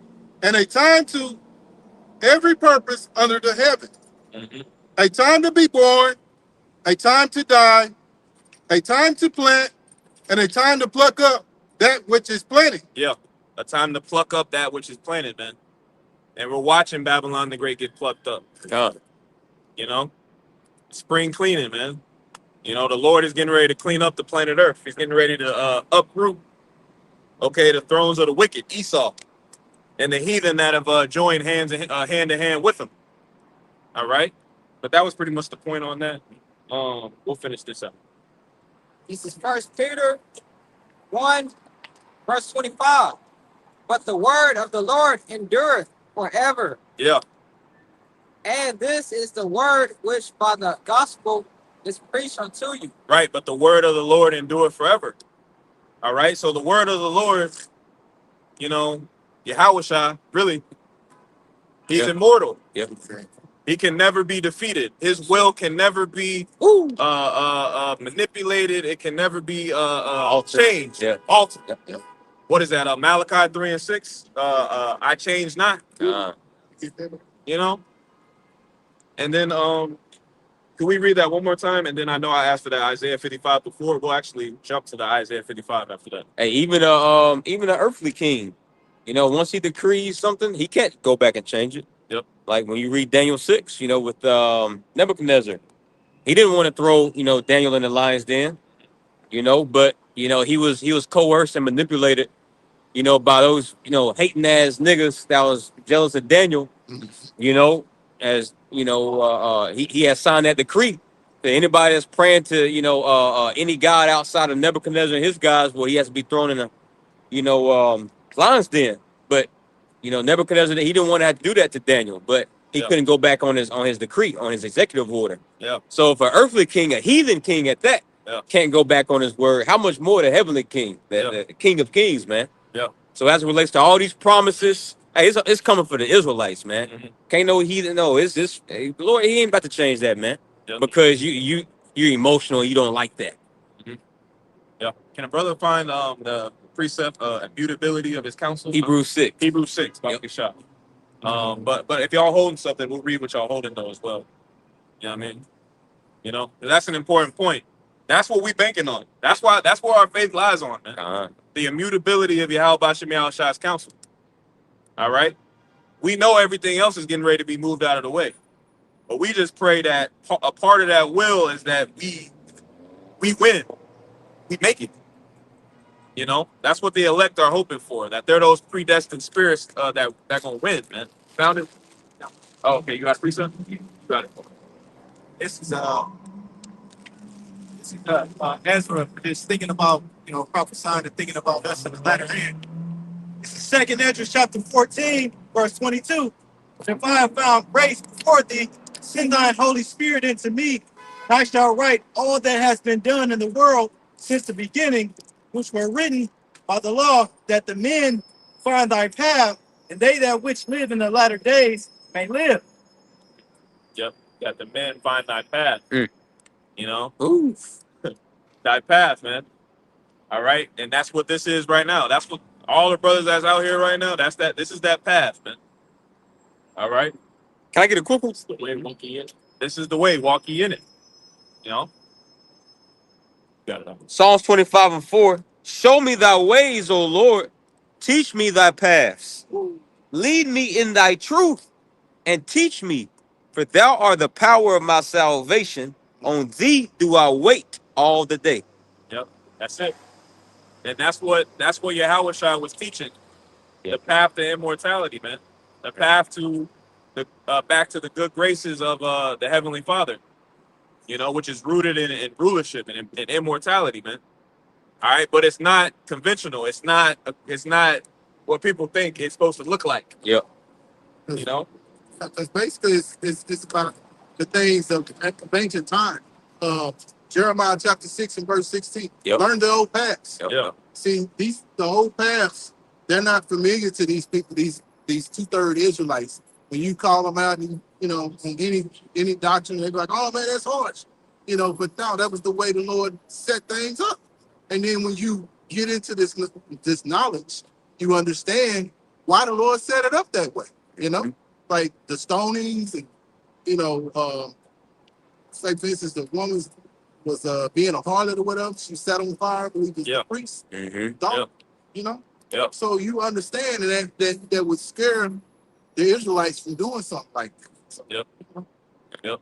Man, if I can add, bro, that scripture you just quoted, Jeremiah 6:16, perfect. Because you have two nations, you know, ultimately there's only two nations talking about immortality right now. Mhm. It's Jacob and Esau. yeah. The only way to immortality, first and foremost, is by Yahweh Shai. He is the life and the resurrection. Like you said, going back to those ancient paths, the ancient paths what leads to immortality. But see, Esau is trying to obtain immortality by his pseudoscience, you know, modernism, you know, transhumanism. You had Noah Yuval Harari. He said, we don't have to return. We don't have to wait on the return of who the world calls Christ. If you give us enough time and a few geeks in a white coat in a laboratory, we can create immortality ourselves. Yep. See, proving that these devils, that's what they're aiming for. But there's two main nations talking about that, you know. But only one nation is going to receive it, and that's the nation of Israel. That's why the Lord gave us this wisdom. Wisdom of Solomon 8 and 13. Yep. It says to be allied to wisdom is to be allied to immortality. Is to be basically joined with immortality, man. You know, so that's So we can't sleep on the wisdom that's been given unto us, man. It's more than just knowing precepts and breakdowns and oh, look what I found out. It's bro, this wisdom literally leads to immortality, bro. Yep. Esau wishes he can get this, man. Yep. Can brother get the etymology of the word immortal real quick? All right, because if I'm not mistaken, M means not, and then mortal goes into the flesh. But I want to check. I want to be sure. I got you. Done. It's the etymology of immortal. It says deathless or undying of God. Deathless. Mm. All right, deathless, man. Put a price tag on that, man. You know, you niggas boasting in your goddamn fucking Tesla, man. That shit gonna shut down on your ass. And catch on fire. Right.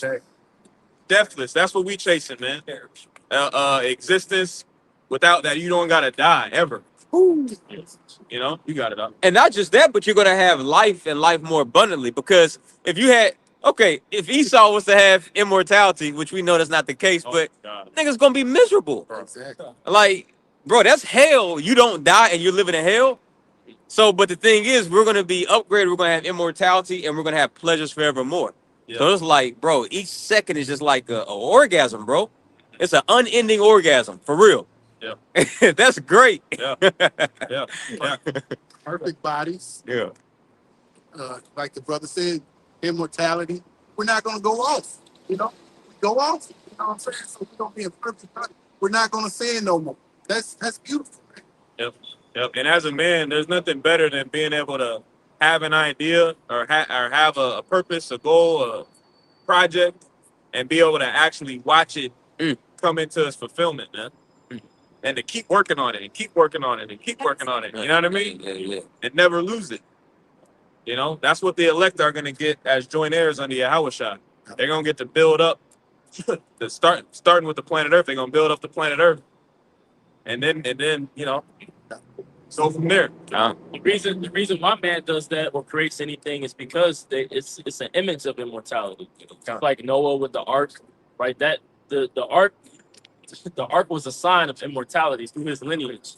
But we actually gonna live that out too, like preserving certain things, like or a way, like for instance, a man build a house. You know, it's a form of immortality because it's like it's a place for me to live on after I die. Like I have something that's associated with my name. You know? We actually gonna have those things and be able to achieve that through our life. You know what I'm saying? Yeah. What was more of those words? Okay. That word, like you mentioned in, all right, the word in the beginning of immortality, it says not opposed of or without. And in that word mere, right? The word mere from mortality, it says to rub away, to harm, to die. And then those are the two words where it comes from. Okay. Mere. Okay. So without death. You know what I mean? Basically, to not die. All right. And like the brother said, that was only promised to the nation of Israel. You know, Romans 9. That's a part of that. Yeah. When Paul was listing off all those things, he was really, you know, at the forefront when he was writing that, he was talking about immortality. That's why 1 Corinthians 15 touches on it the way that it does. You know? With anything else? It also says in reference to fame in literature, unceasing, destined to endure forever, never to be forgotten. Never to be forgotten, man. Like the best music, they always say the best music is timeless. You know, the elect gonna be timeless. You know, they're gonna exist forever. You know, but let's get Okay. This is the book of Proverbs, chapter 29, verse 2. When the righteous are in authority, the people rejoice. Yep. But when the wicked bear rule, the people mourn. Yeah. At the end of the day, the righteous is going to be in authority and the people rejoice. Yeah. We're here under Esau's rule and we're mourning. We're in the house of mourning right now. You know? So You can't do anything but mourn, man. Because Babylon, man. The ball, man. It means confusion. Right. Everything is confusing. Everything is opposite. Everything is backwards, man. You can't. There's no certainty in this place about anything. You know, it's the opposite of what we're talking about with immortality. Everything here is it's an instant. It's a drop. You know. Yeah, your life sucks here, bro. Especially now. Yeah. Like, bro, everybody's losing their jobs, and if you have a job, the shit sucks. You're just a fucking slave. Like you working from sun up to sundown. Like you're everybody mourning, bro. Everybody's just through. Everybody's fed up. That's gonna lead to that Job 18. Every hand of the wicked shall come upon them. When you go into that word wicked is imal, which means your common everyday laborers. You know, it's about to be a lot of shit, bro. But Esau did it. He wanted it. He wanted it like this, man. Yep. That's why he was toying with you people. You know, oh, we're gonna give you partial snap benefits. Oh, and then yesterday talking about we're gonna take it away. Well, that's not what he really meant. He was talking about if the government. He's Yep. just playing with your emotions, man. Yep. They purposely made that very confusing Yes, to build up anxiety and to build up stress. it's Babylon. You said it. It's confusion. Yeah. That's how they get an advantage of you, bro. 2 Corinthians 2:11. Yep. You know, it's by keeping you in a confused state to where you don't know what the fuck to believe, man. Yep. And stress sells. Mm. You know, stress sells. Once they get you in that state, you're gonna do anything to get out of it. Which is why people tap into the vices, the drugs, sex. You know, That's the highest prescription sold in America. I think it's Viridium, if I'm not mistaken, but it's an anxiety drug. Anxiety is the doctors prescribe medication for anxiety is what doctors prescribe the most. It's the most funded thing in America medically. So like doing this, anxiety sells. Yep. And a lot of it too is tied to this technology too. Yeah. You know, you got a big point. Yeah, I mean, y'all know what I do for work. Some of your brothers, right? So now the whole DEI thing, they're really pushing that shit like to get rid of that big time. And a lot of people are hurting. So that whole like for the whole community affairs situation that's going on right now over there, like there's no more individualism. Or they want everybody to go back into like collectivism, and so like they're kind of pitting everybody against each other, to where the whole like the alphabet agenda, like they can't even say that anymore, and they had to like say the office of this under the umbrella of this. Like it's like wordplay now. It's funny. I'm watching this and it's like, yeah, this is hilarious. You know, yeah, like especially with like we have there's a place in there. It's for the Hispanic community. They can't even say their stuff. So everything, I'm seeing all this rebranding, and so yeah, man, it's crazy. Yep, man. They something big about to happen, man. Yeah. Something big is about to happen. There's a reason why, like the brother said, there's a reason why they're purposely pissing people off and confusing them like this. Yeah. Because eventually there's going to be that trigger event, that false, you know what? Yeah.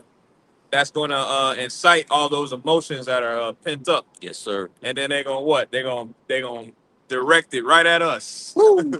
Yeah, and it ties to that money too, money and control. Right. Yeah. So if you don't fall in line, then you don't get that certain federal government funding. Yeah. Yep.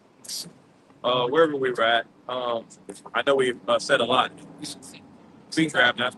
This is 2 Timothy 1, verse 8. And matter of fact, because I made that point, we still gonna get that. Can you hold 2 Ezra 16?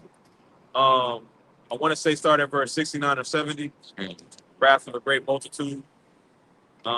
Because persecution, like the brothers are touching on, like the spirit is touching on, Esau is up to something. You see what Esau is doing. He's playing military mind games. All right, and it's gonna cause a reaction. And that reaction he's gonna try to use against the men of the Lord. Yeah. You know, in the form of a heavy persecution, life and death persecution. You know, that's what the scriptures warn us about. You know, we're in those times of Jacob's trouble, man. Can we read that real quick? 2 Ezra chapter 16, and I'll start in verse 70. For there shall be in every place and in the next cities a great insurrection upon those that fear the Lord. Right. In every place. Right? Because now everything is global. Like the internet with media. Now you can be on the other side of the world. You can be here in Texas. You could be in another state. All right. But it's the same misinformation being spewed out. You know? So when Esau goes to make his smear campaign, it's gonna be a nationwide, it's gonna be a global thing, you know, because the men of the Lord are all over the world too. You know, you got it all. That's how Mordecai moved. I'm not Mordecai, but Haman. You know, he made that smear campaign ultimately a nationwide deal. He blew it up. Yep. Yep. Got it all. Second Ezra chapter 16, verse 7. For there shall be in every place and in the next cities a great insurrection upon those that fear the Lord, Yahweh Hashem Yahushua. Yeah. Yeah. And insurrection, right? An uproar. All right. A lot of pent up aggression, man. Energy. You know. But guess what? The men of the Lord are gonna be good. The men of the Lord are going to be fed. The men of the Lord are going to be strengthened. Standard is going to be lifted. All right. Even despite this. Got it up. Verse 71. They shall be like madmen, sparing none, but still spoiling and destroying those that fear the Lord. Like madmen sparing none, man. Like when you watch I Am Legend, man. And you got Will, and then you got all the fucking zombies, man. All right. You know, just bug the fuck out, or The Walking Dead.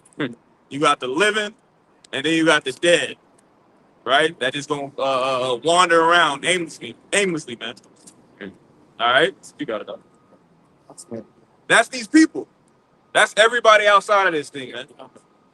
You got it. Verse 71. They shall be like madmen, sparing none, but still spoiling and destroying those that fear the Lord, Yahweh Hashem Yahushua. Yep. Yep. So heavy persecution, I think. We understand. You know what I mean? We understand. But guess what? Yahweh already conquered these people. You know? Yahweh already conquered death. You know? So we don't have anything to worry about, man. Got it out. Verse 72.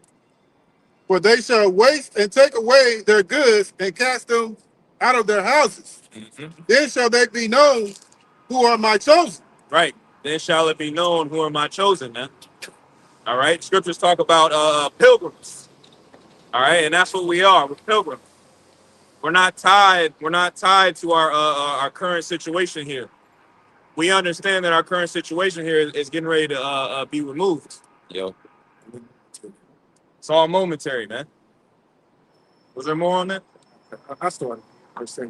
And they shall be like madmen, sparing none, but still spoiling and destroying those that fear the Lord, Yahweh Hashem Yahushua. For they shall waste and take away their goods and cast them out of their houses. Then shall they be known who are my chosen, and they shall be tried as gold in the fire. Right, they shall be tried as gold in the fire, man. All right, so gold can't be identified. The men of the Lord can't be identified without the fire, without that purging process, man. You know, because when you get gold in its raw form, you don't really know it. You know, if you know what you're looking for, you know it's gold. Yeah. But if you're just a regular guy, you don't really know that it's gold. You know? And that's how the people, that's what people outside of this thing, they can't see the gold. You know? But through the spirit, we can see the gold. Like when you deal with brothers, when you watch the apostles on down, the elders on down, we see past the garments, man. We see past the flesh. We looking at the spirit, man. That's the gold, man. Lamentations 4:2. The precious sons of Zion, comparable to fine gold, how are they esteemed as earthen pitchers, the work of the hands of the potter? Man, earthen pitchers. All right, and a pitcher is it's a vessel. Yeah, it's an earthen vessel. It's like mud. It's made out of mud. Yep. That's how we're esteemed. But really, hey, Scripture just says the precious sons of Zion. Yep. That word precious means something rare. So rare gold, golden wedge of Ophir. But here in this world, like you said, if you don't know that you're looking at gold, you just think that you're looking at a lump of dirt, you know? Yep. But you got to look beneath the surface, man. The Most High don't look on the outer. He look at the inner, man. Yep. Dealing with the starting first and foremost with the elect. Yep.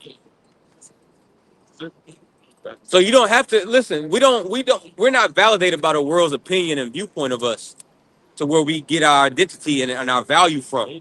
You know, we know our value, and by us being this truth, hey, Lord willing, we endure. Hey, that goes to show us what the Lord, how He really feels about us, man. Yeah. Like, dang, man, you got me in this. Because sometimes them demons will focus, like, man, I wanted the Lord really love me, like, for real. Like, you know, so we know He does, but it's like sometimes sometimes you can miss the forest for the trees, like the old heads say. Yeah. You know, like you really just like gotta internalize, bro. The Lord has me in the truth right now. If I endure, like, man, bro, He really loves us. He putting us on, bro. So Lord willing, we're those precious sons of Zion, man. All right, this is Second Esdras 16 and 40. O my people, hear my word. Make you ready to thy battle, and in those evils be even as pilgrims upon the earth. You want to make a point on it? Sure. Yeah, because brothers, like you said, we ain't gonna have a steady spot, especially in the time of Jacob's trouble we'll be coming into. We're gonna be moving around because it's gonna be a very scary, troublesome time. All right, and the Lord is gonna have spirit on brothers to be moving like oh boy, what's his name? Denzel Washington. Look at Eli. Yeah. You know, Beautiful. and it was even he even dealt with was it Isaiah 4:1 because he had that woman cleaving onto him. Yeah. You know, but the spirit was dealing with him. Because he even said in the movie, we walk by faith, not by sight. He had the woman constantly asking them questions, where we going? But he was giving specific instructions, you know, by the Lord where to go. And he wasn't questioning nothing. And he even had spiritual powers. So that goes to show you how Esau, he knows the scriptures, you know? Yep. And he knows, you know, he knows what the Lord promised us and what we're gonna get. All right. Yep. He was taking people to flight, you know. So that's gonna be that's an example of what the men of the Lord, the prophets of the Lord are gonna give. You Yep. know, we're gonna, like Scripture says, we're gonna be as pilgrims, all right, constantly moving here and there, all right, because Lord is gonna have different scenarios. Brothers, you know, one brother might be, you know, in the midst of Isaiah 4:1. The other one, he might be getting delivered out of a FEMA camp. One brother got the spiritual powers. He's taking a whole group of men to flight. All right. So the Lord has something very special for his prophets, his men.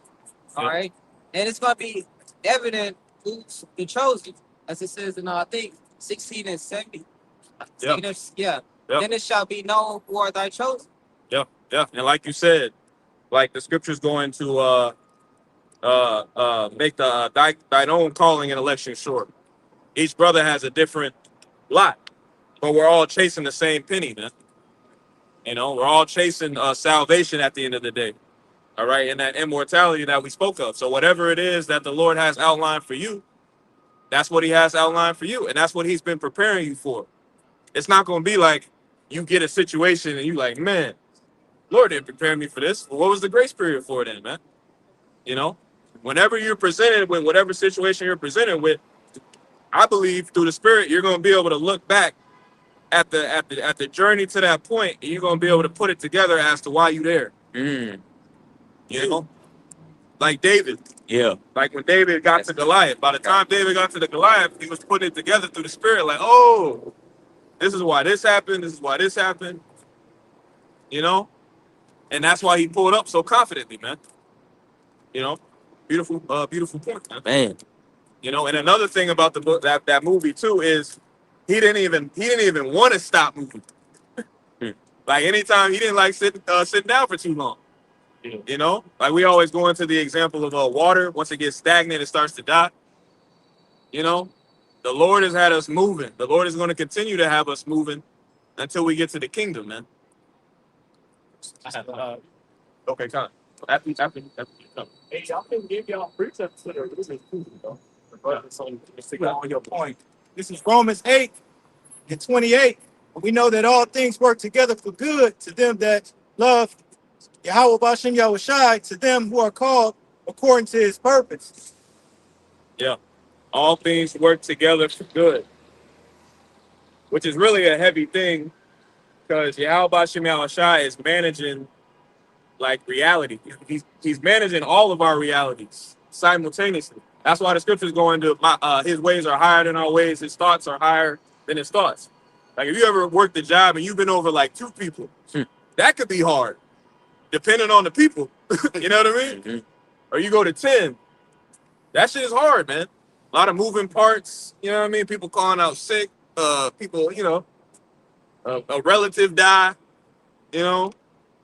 But imagine the entire universe. Yahweh Shemel Shah is managing the entire universe. And like that precept said, can you read that one more time, Baba Shah? This is Romans chapter 8:28. We know that all things work together for good to them that love Yahweh, to them who are called according to his purpose. All things work together for good, man. So your reality, whether you know it or not, all the pieces of your life, they working towards your favor, man. Whether you understand it or not. It's like in chess. Like when you teach somebody chess, like the king is the piece that seems like it's not doing anything because it's not really moving like that, but it's the reason why everything is happening. Man, Found it, that's heavy, bro. you know?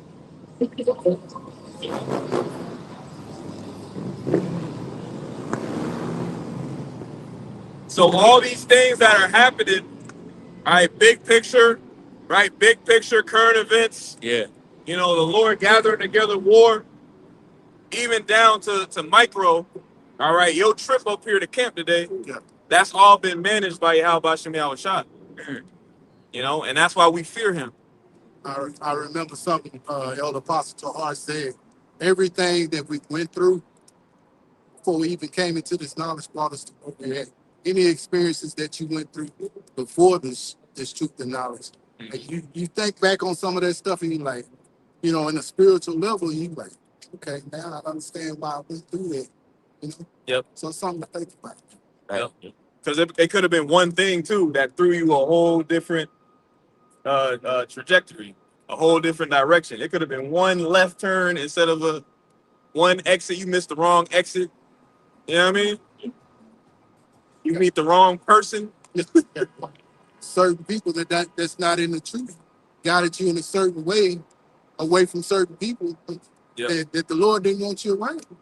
And those people that told you don't be around them people don't even serve the Lord, don't even know the names, nothing. You know what I'm saying? But the Lord used them. Pawns.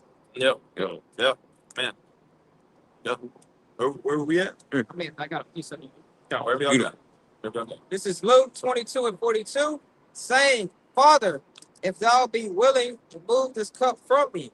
Nevertheless, not my will, but thine be done. Keep on going.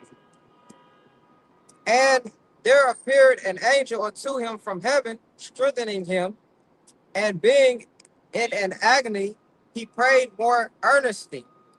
I have called for that precept because, like you mentioned, the things that you go through are preparing you for it. And the Lord, our Lord Yahweh Shah said, he prayed to the Father. He said, Lord, please remove this cup from me. And most people will say that the Lord didn't answer him.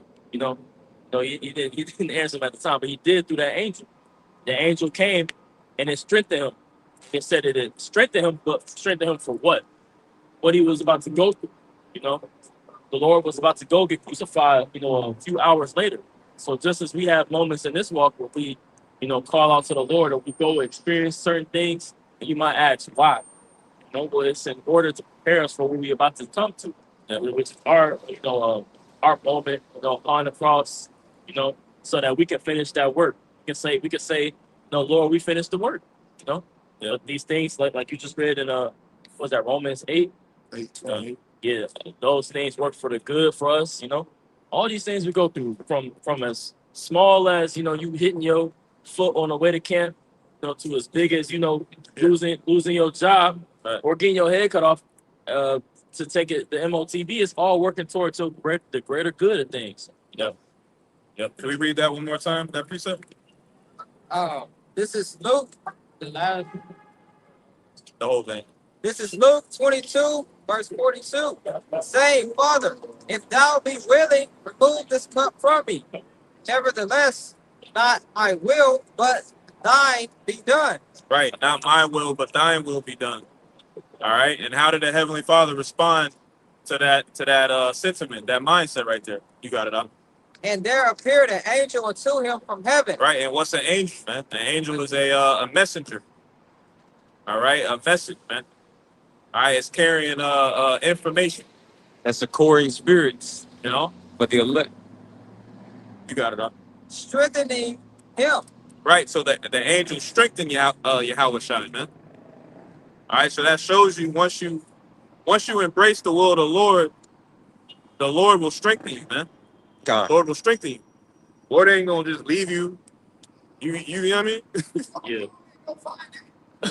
There's also an account of at the Transfiguration. When you read it in, I think when you read it in Luke specifically, it speaks of the Transfiguration, but it talks about how Elijah and Moses when they was with Yahweh Shai, they talked of his crucifixion with him, to encourage him in that. It leaves that out in certain gospels, but I believe in Luke when you read it, it brings that part up to that they had a conversation there to encourage him of the things that he must go through, and it was in order to prepare him. See, so Yahweh Shai had multiple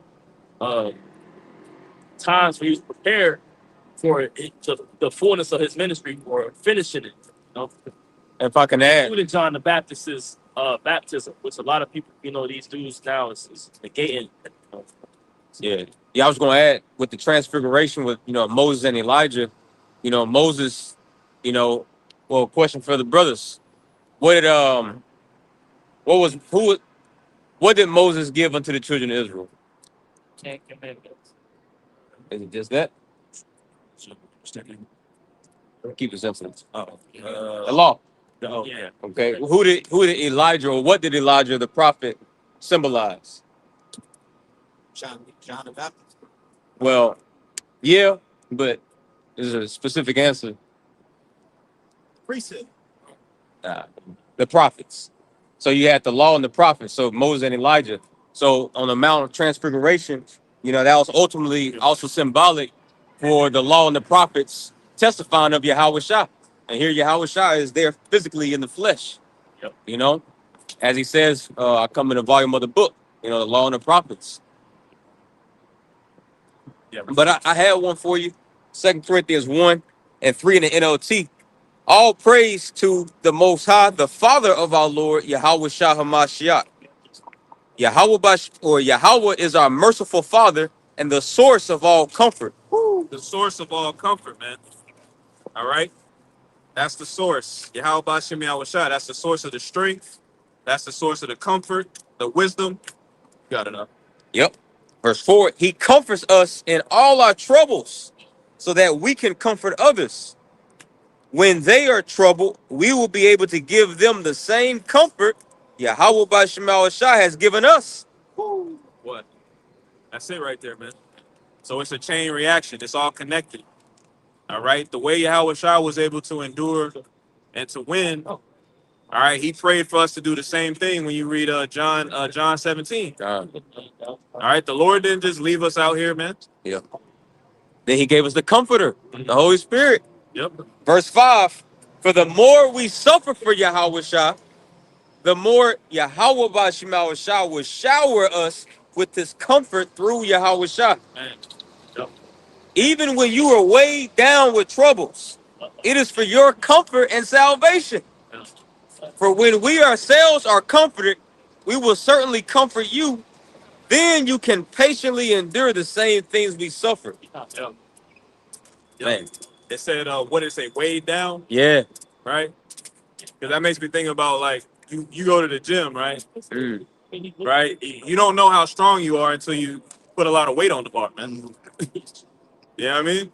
Like you gotta be able to bear some weight. But once you like you hit a max, you hit your max, like you did the most weight you ever did, it might hurt. That shit might hurt.